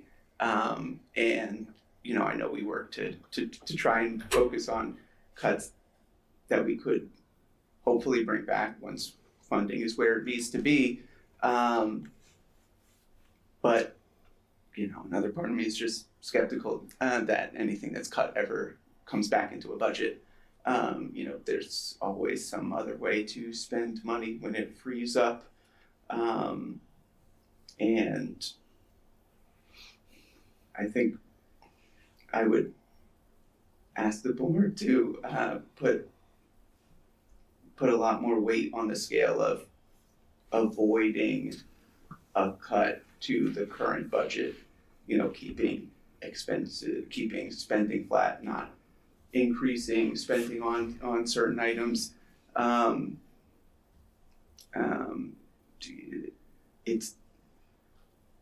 We all want these programs to remain, and I think people are fairly confident that our revenue will get back to where it needs to be in a couple of years time as we reverse our trend, enrollment comes up and things like that. But I am less optimistic that guest teachers, music, and things like that will come back as easily when the revenue's there. I think it's a lot easier to say we went down to 4% reserves, and now we can slowly build that up. We're not increasing funding for these things so quickly than it is, oh, we have the money here and our reserves are still at 8%. Can we just quickly spend it? You know, it's going to take a couple of years to put that back in. And so all of a sudden we're not out these programs for 2 years, we're out these programs for 4 years, you know, and something else is always going to come up. I think over time, the state budget outlook has been trending up positive with respect to K-12 education. All of the reading I've seen on budget analysis, whenever there's any worry for budgets, it's for higher education. Thank you. Thank you. Okay. Do you have any comment up here in the board discussion? Yeah, I mean, I think that it's never easy to cut programs from any part of our schools. But I think that there's the measure of impact to learning, impact to the children, and impact to the burden upon our teachers, which keeps the fluidity going so that our schools continue to be of the caliber of which they've achieved, right? And I think I trust you, Julia, you, Tyler, to know that when there is a deficit resulting from these cuts and that we do eventually have funds, that we will consider going back and saying, we have a history to see that there was a benefit, and that benefit only helps to enhance the children's experiences. So I just want to put that out there to say that as a trustee, I trust that you will measure that carefully and with foresight and not just immediate gratification to cut. Yeah, I think PJ makes a good comment, like, you know, once it's cut, how do we get it back? And I think that's on us to make sure that when we can, we bring the most important things back. Right? Like, you know, the budget advisory committees looked at everything, which I think was incredibly helpful this year to make this a community discussion, and community involvement, and community decision. So I put that on us and staff here to make sure we do the right thing when we can.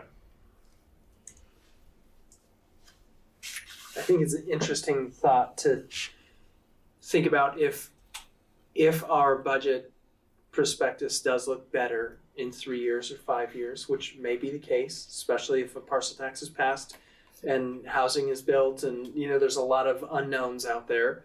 But if it does get better, where would we spend money first? And I think there would be a good conversation for us to have, because there's a number of things that we've talked about at the cabinet level in terms of more intervention support for students, so like direct one-on-one support for math intervention or reading intervention, a Spanish-speaking community liaison who could engage Spanish-speaking families, and we have a really bare-bones maintenance staff.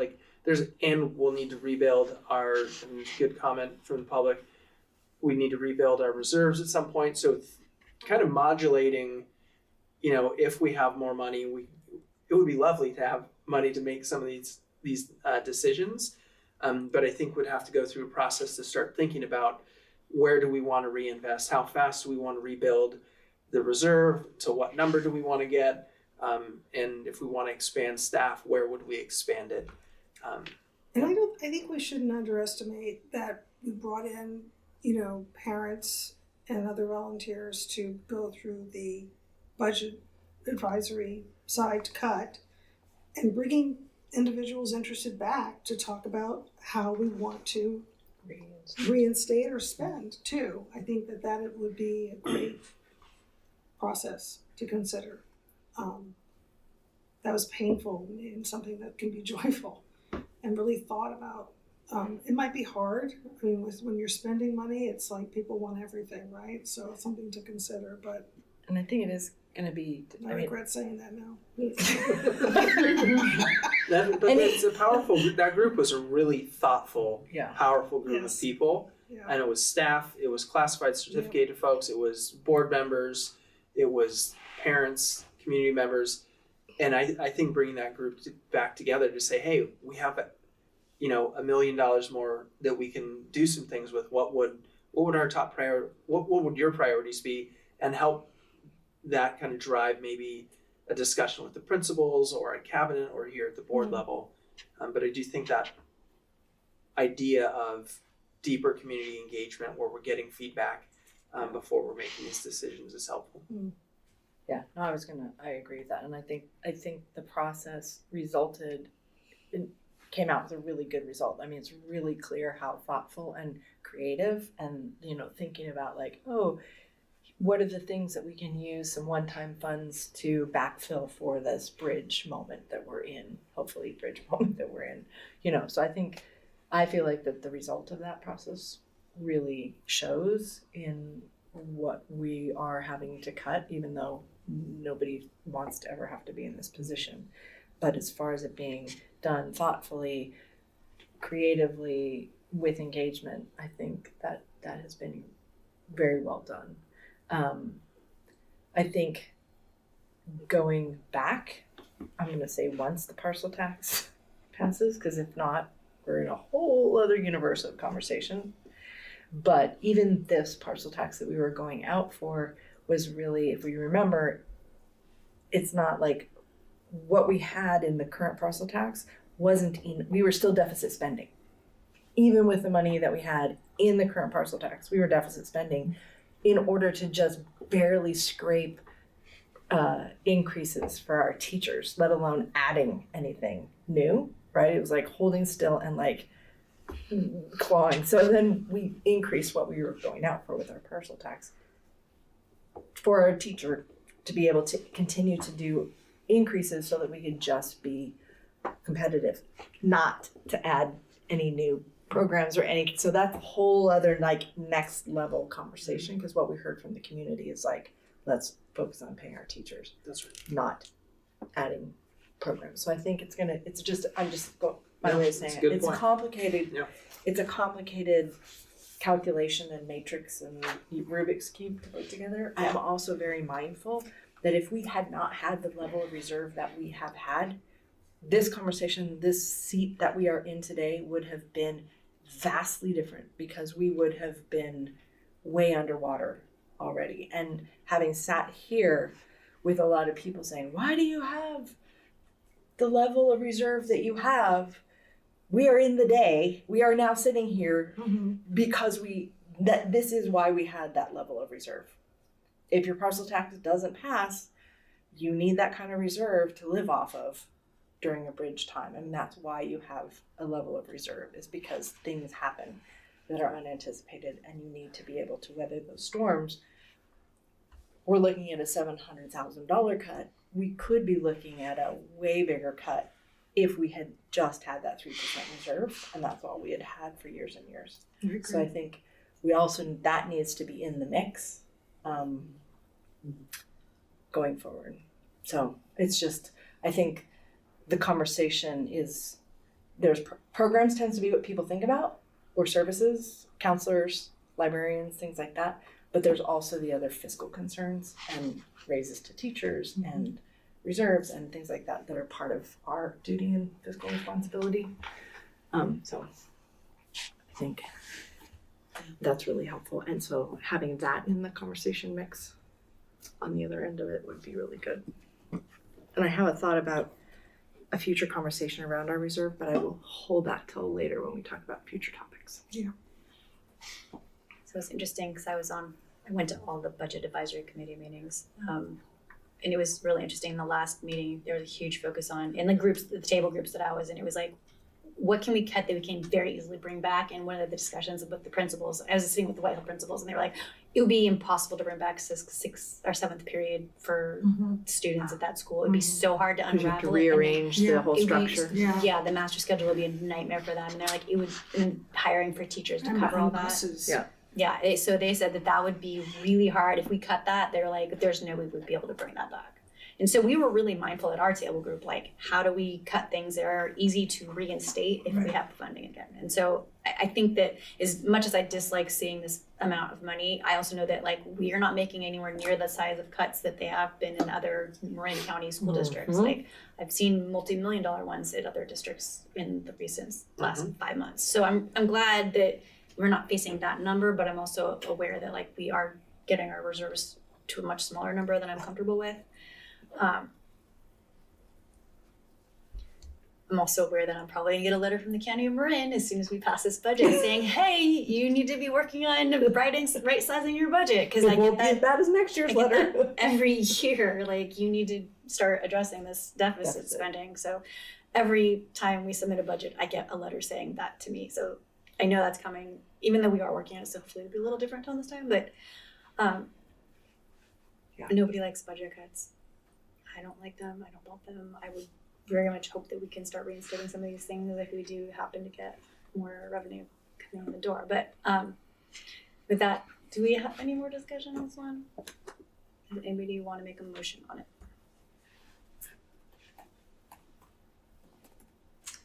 I'll make a motion to adopt the 2025-26 district budget and multi-year projections for 2026, 2027, and 2027 and 2028. Second. Thank you both. Chris? Aye. Shelley? Aye. Dan? Aye. Rachel? Aye. Okay. Moving on, we have consent actions. So does anybody want to pull out anything or discuss any of these items? If not, I had nothing. nothing. Do you have any public comment? Yeah. Okay. BJ Pfeffer, Manor Parent, just commenting on the financial statements, which I was looking at and comparing against prior years just to see how much difference we should expect from the May income and expense numbers to the final numbers. And just wanted to flag for the board to consider, we've spent a higher percentage of the budgeted employee benefits and salaries and things like that, which we know are sort of fixed amounts, things like, and that's not gonna adjust so much. And a lot of, we've spent through May, like $1 million more than we had through May of last year. And that is almost entirely in services, and it's almost entirely split between the settlement agreements, which were at $260,000 this time last year, and are over $500,000 this year. And then that's between that, the legal services, NPS and NPA contracts, we're at about $500,000 more through this point of the year than we were last year. And the other part is repairs. So we've, we had budgeted $157,000 for repairs, and through May, in that line item, we spent $374,000. Repairs were not nearly so high. That, and then the professional services, consulting, operating expenses are at $411,000 now. Last year they were at, through this time, $166,000. And part of that gets to my point for why I think having had more, having not had reserves before doesn't necessarily mean we have money, because a lot of this money is spent on things that help the district and presumably also help it get revenue. Like if we'd been spending this money longer to have more arts programs or things like that and had a lower reserve from that, maybe we would not have such a significant drop in enrollment.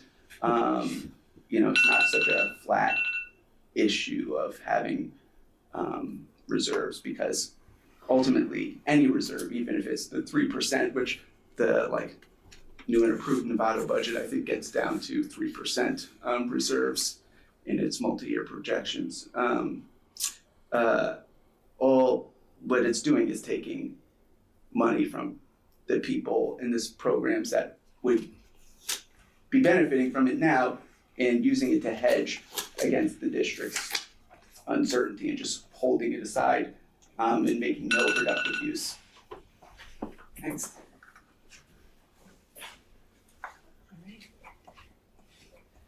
Any discussion on any of these items here from the board? If not, I'll entertain a motion on the consent actions. How do I do? I recommend consent for all actions. Very good, very good. Okay, I'll second that. Great. Daniel? Aye. Chris? Aye. Shelley? Aye. Rachel? Aye. Our next item is G, board business, and we have committee updates, reports from, and announcements by trustees.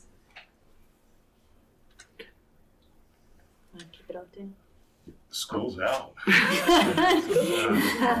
Summer. Yes, it is. I do want to make sure that we talk to the PTA for the back to school week to help our teachers in the classroom, because they only have 3 days to get their classrooms ready. I don't know if this is the time to make that statement again.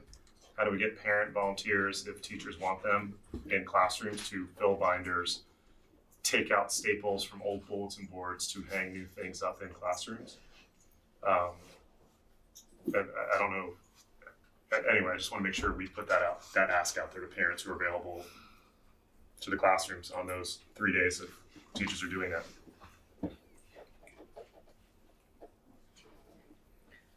Under future direction, like board direction? I don't know if that's board. Well, that's in August, right? I had a quick update. Are we still on updates? Yeah, give her some updates.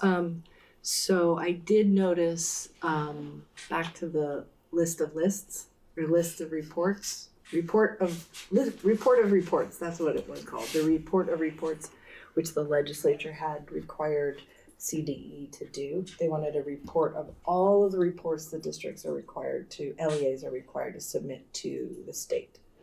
And then they were gonna go through those reports to see which of them are perfunctory but not, like, for good transparency reasons, like approving who's signing your checks every year is a good practice, but things that we're still doing because, for example, we have to approve that teacher thing because we're on a block schedule, not on a 5-day schedule, and the legislature had approved a regulation based on the old school way of doing everything by 5 days.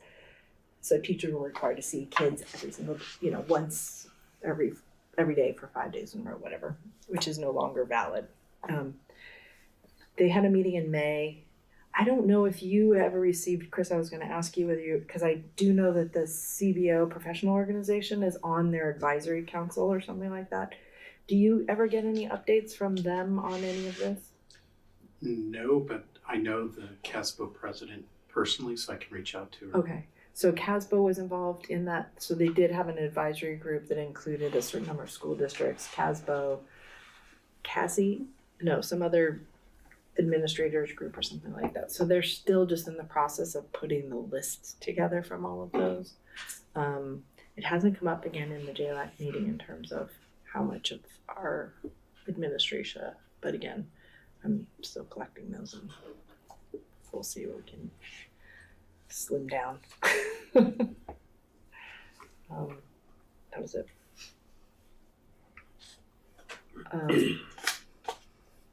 Future board. And we're on committee updates and reports from announcements back as trustees.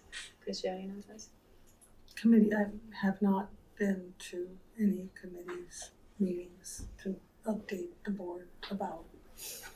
Any trustee event you attended as trustee? I don't know, the graduations were fantastic. You know, it's just, you know, seeing these kids grow up is like, I don't know. It's just amazing. Or looking at like the incoming third graders or the fourth graders, like, oh man, you guys look so young to be like third grade. Like it's both levels, right? The fifth graders look so old. Yeah. The eighth graders look like they're going to college, right? The graduations are great. Thanks for bringing that up, Chris. They were all just wonderful. personal, and each principal, each school did their own thing. And White Hill needs to hire, who were the two teachers, Mr. O and just to get through with that, like all the names, perfect. It was great. They were all excellent. Yeah, I think Daniel and I went to all 5 of them together. Yeah, like I didn't get to Manor. You didn't get to Manors? Oh, okay. I got to Manors. It was really sweet, actually. Yeah, I'm sure that was a big one. They had really nice live flowers everywhere. It was beautiful. Yeah, I went to all 5 as well. It was. There were a few faces that I saw at all 5 with me, so that was kind of neat. But it was nice. They all have their own different style of doing it, and it was kind of sweet how they all just honored the kids who were being promoted. So it was fun to go as a parent as well. And I did not get to my YES board meeting. I had family in town and didn't make it. So I know that the YES, they are trying to do more out in the community and be a little bit more active. They're going to be doing live on the avenue. So you'll probably see somebody there hosting a table. San Anselmo Community Parade, I threw in an application for the school district, so I might need help, Daniel, getting volunteers. The mascot. Yes. That's it. I think, yes, they got really close to getting to the 1 million mark for the first time since before the pandemic. Yeah. So they were really happy with their fundraising this year and hope to continue it. So that's all I had as far as updates on committees and trustee activity. Next item. Can I make a statement though about the public, whatever future? How do we make sure we're getting aligned? That's later. Oh. Meeting review. Future. Sorry. When is the first? This is committee stuff. When is the first superintendent's council and roundtable of the year? Oh, that's a good one. How far before schools? It won't be before school starts. It won't be. No. Okay. Okay. See if I can. You don't have to give me an exact date. That was You have to rope in the parents to volunteer. I know that was just for one of my thoughts in terms of the committees that I'm on and what starts up when. I'm thinking, can it be used for any kind of pre-organizing stuff? But looks like it's on September 26th, the first one. Okay. So we have nothing further on that item. We can move to approval of regular meeting minutes for June 4th, 2025. Do you have any questions on this one? No. I looked at them. Do you have any public comment on this one? No? All right. Any discussion? No? I'll entertain a motion then. I'll make a motion to approve the regular meeting minutes from June 4th, 2025. I'll second it. Thank you much. Chris? Aye. Daniel? Aye. Shelley? Aye. Rachel? Aye. Thank you, Teresa. Yep. Agreed. Next item is superintendent cabinet report.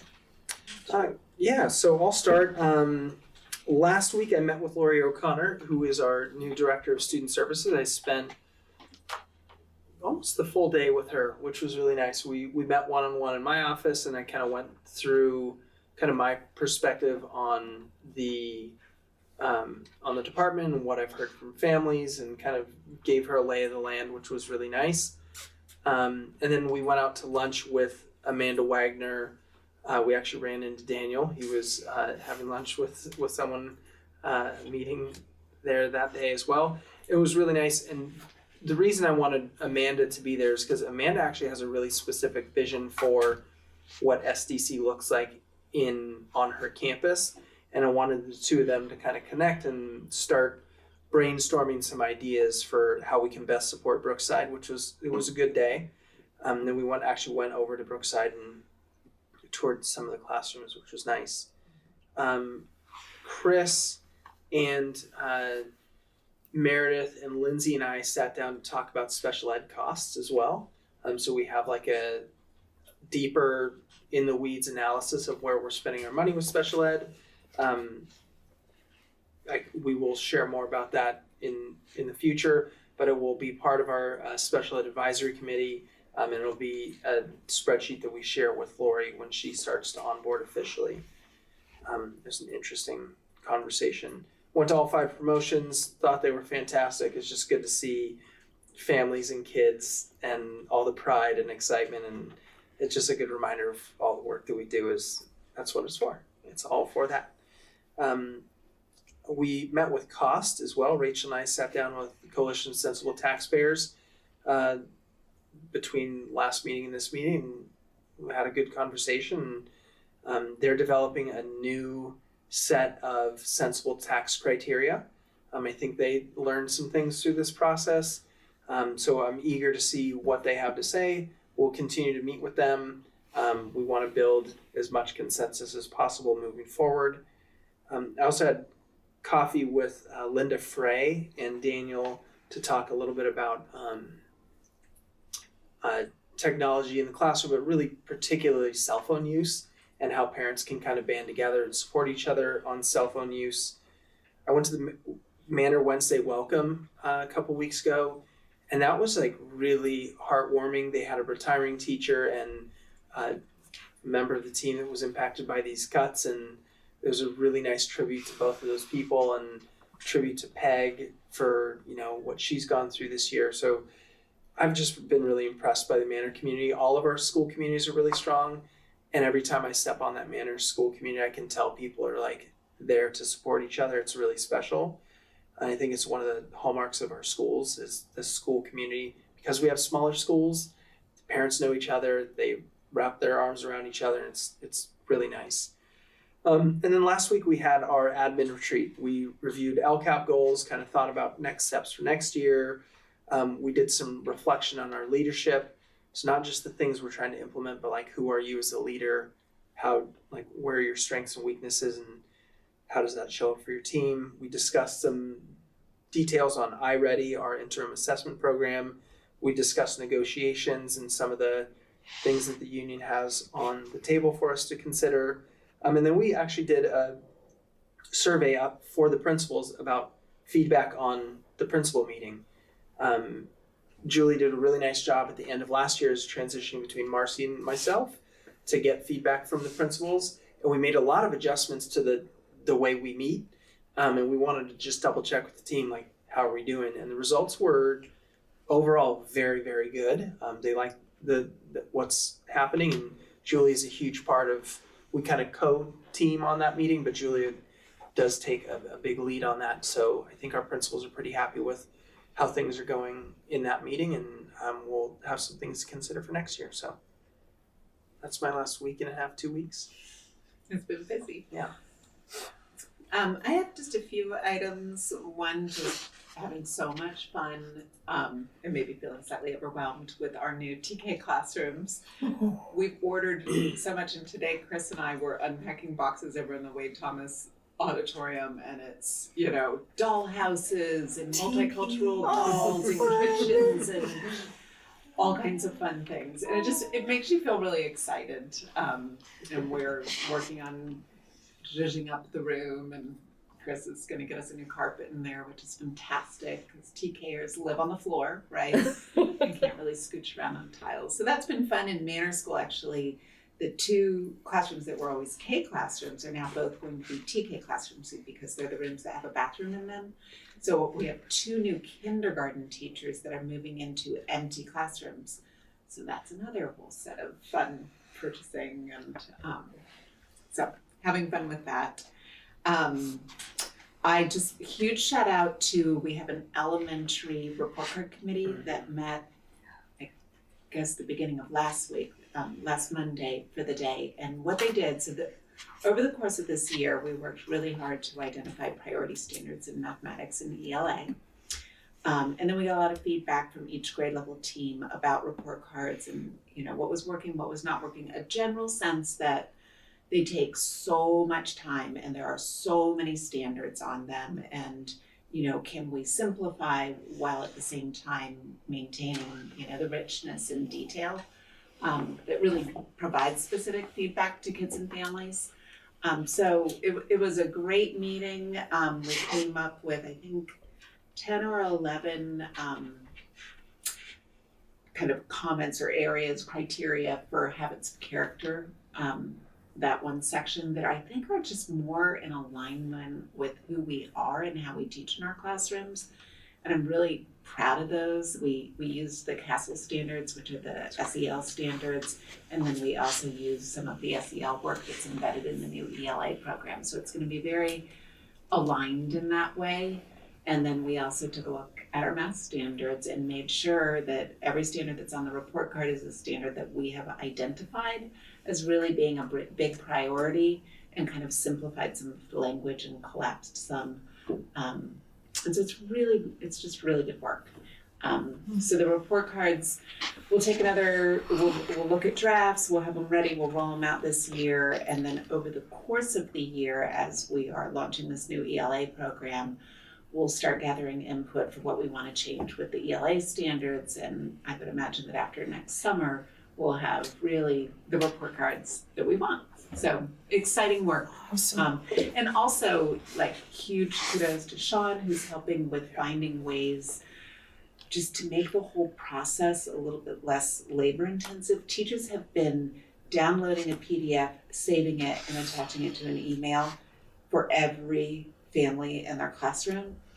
And we're going to be able to use Parent Square and Mass Send on our end, so that everyone receives their report card, but the teachers don't have to spend 2 hours just attaching and sending.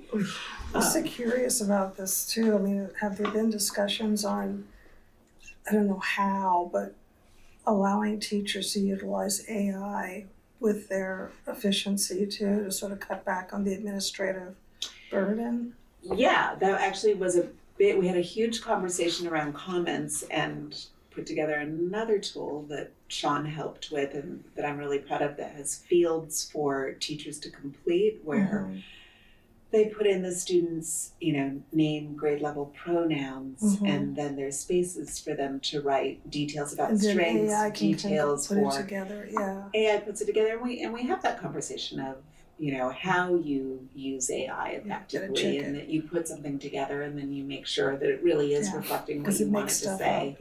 But the practice ones that we were doing were really good. And didn't need very much tweaking. Good. So I think it's fair for our hardworking folk in education to get to utilize the new tools that the world is using to make their profession more streamlined.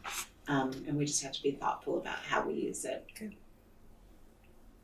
And super happy to report that we have, in terms of our certificated positions, we only have one position right now that is not filled, which is our speech language pathologist at Whitehill. For next year.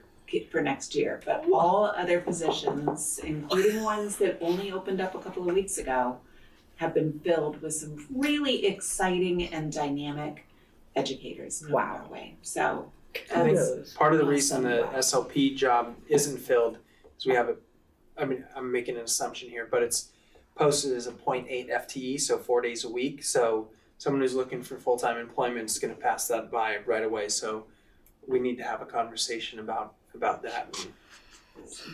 Weighing it's hot.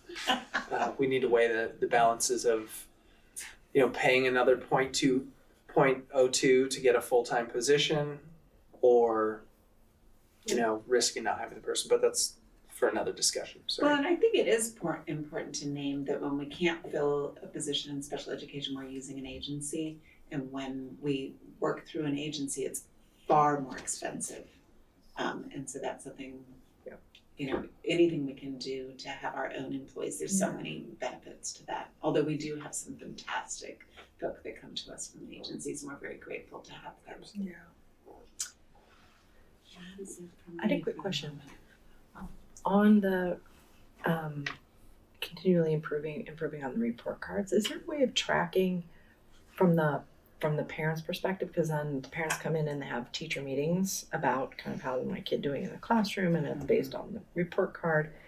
And I'm not thinking of like a survey, or is there a way of using the established kind of interaction processes that are already in place to maybe even gather anecdotally from teachers, like what are the key questions that parents always come in and ask about their students, or how is the from the parents' usability perspective, what are some of the key, you probably integrate some of that in your, but even that was a big part of our conversation as a committee, which was a pretty broad committee, was, you know, we were having the conversation of what do parents pay attention to, and some were saying, well, they really only look at the comments, and then others in the room, most of whom are also parents, are saying, well, no, we really want to see where they've, you know, met the standard and where they have work that they need to do. But I like the idea of maybe through site councils or through our superintendent's council, getting a little bit more feedback about what parents find most valuable.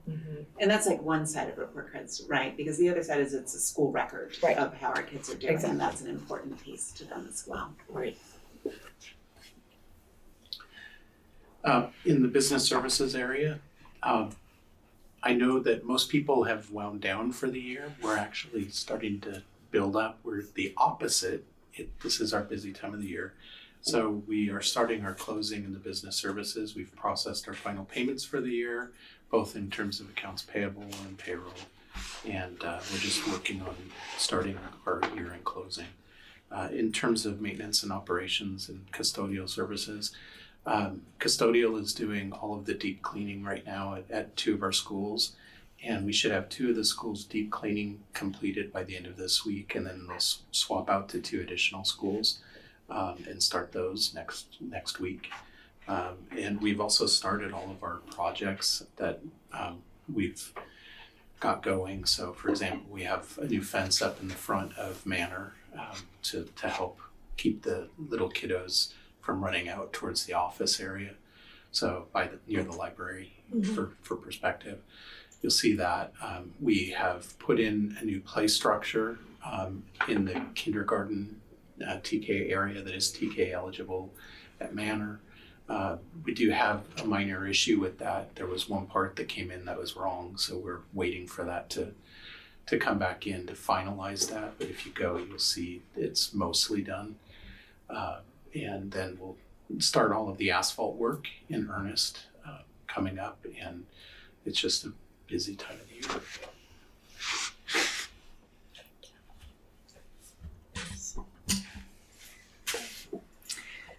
And with that, moving on to meeting review, future board topics, and board direction.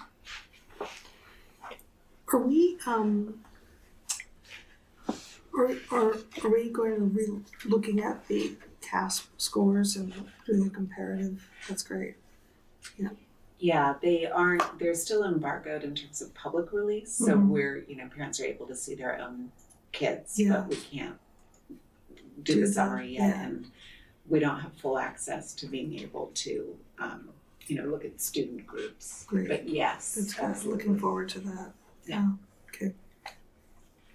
I also wanted to just put, per our other conversation, we were talking about the budget, is to maybe have a conversation about our reserve policy.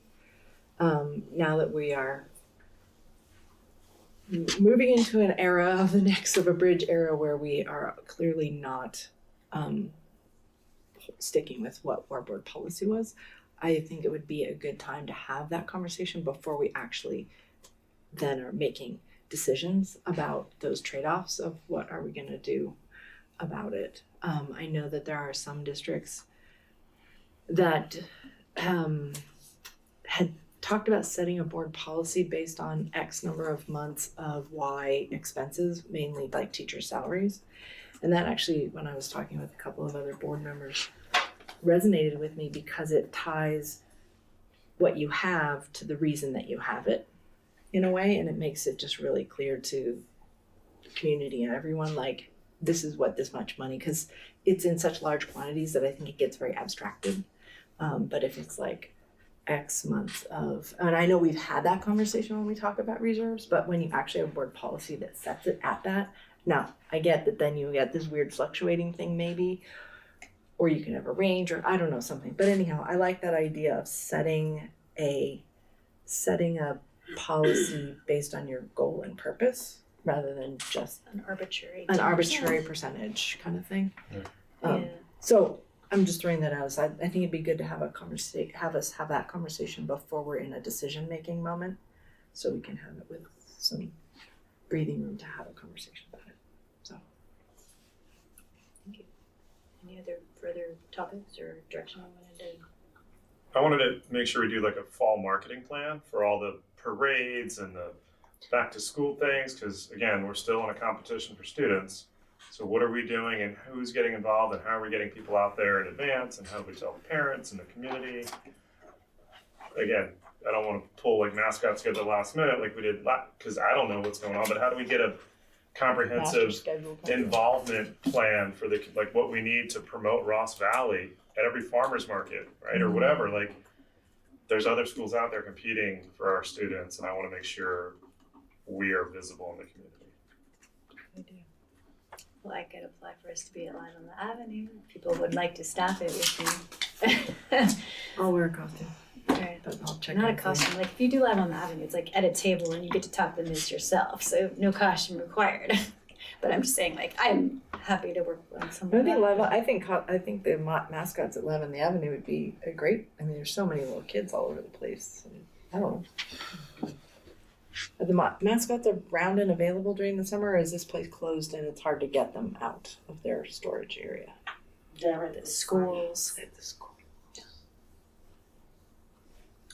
But we can have smiling faces at the table too. That's true. I'll get my old balloon animal skills back out. That was one Just of my. be the elf. Just be the elf. Just be the elf. That was one of my jobs in high school. Is kids parties. Chris. You too? You got competition. Do you know how to do balloon animals? He reads the budget. No? He reads the budget at kids' parties. Sorry. Sorry. All right. Meeting debrief since we're going to move on from this. Since I'm not going into the party route. Any comments on the meeting, timing, anything? It was nice to see Ryan and Yes. Thanks for familiar. adding that to the day. Appreciate that. He got a little touched. Yeah. He got a little teary-eyed. All right. We do not need to continue past 10:30, so I will adjourn our meeting at 8:33.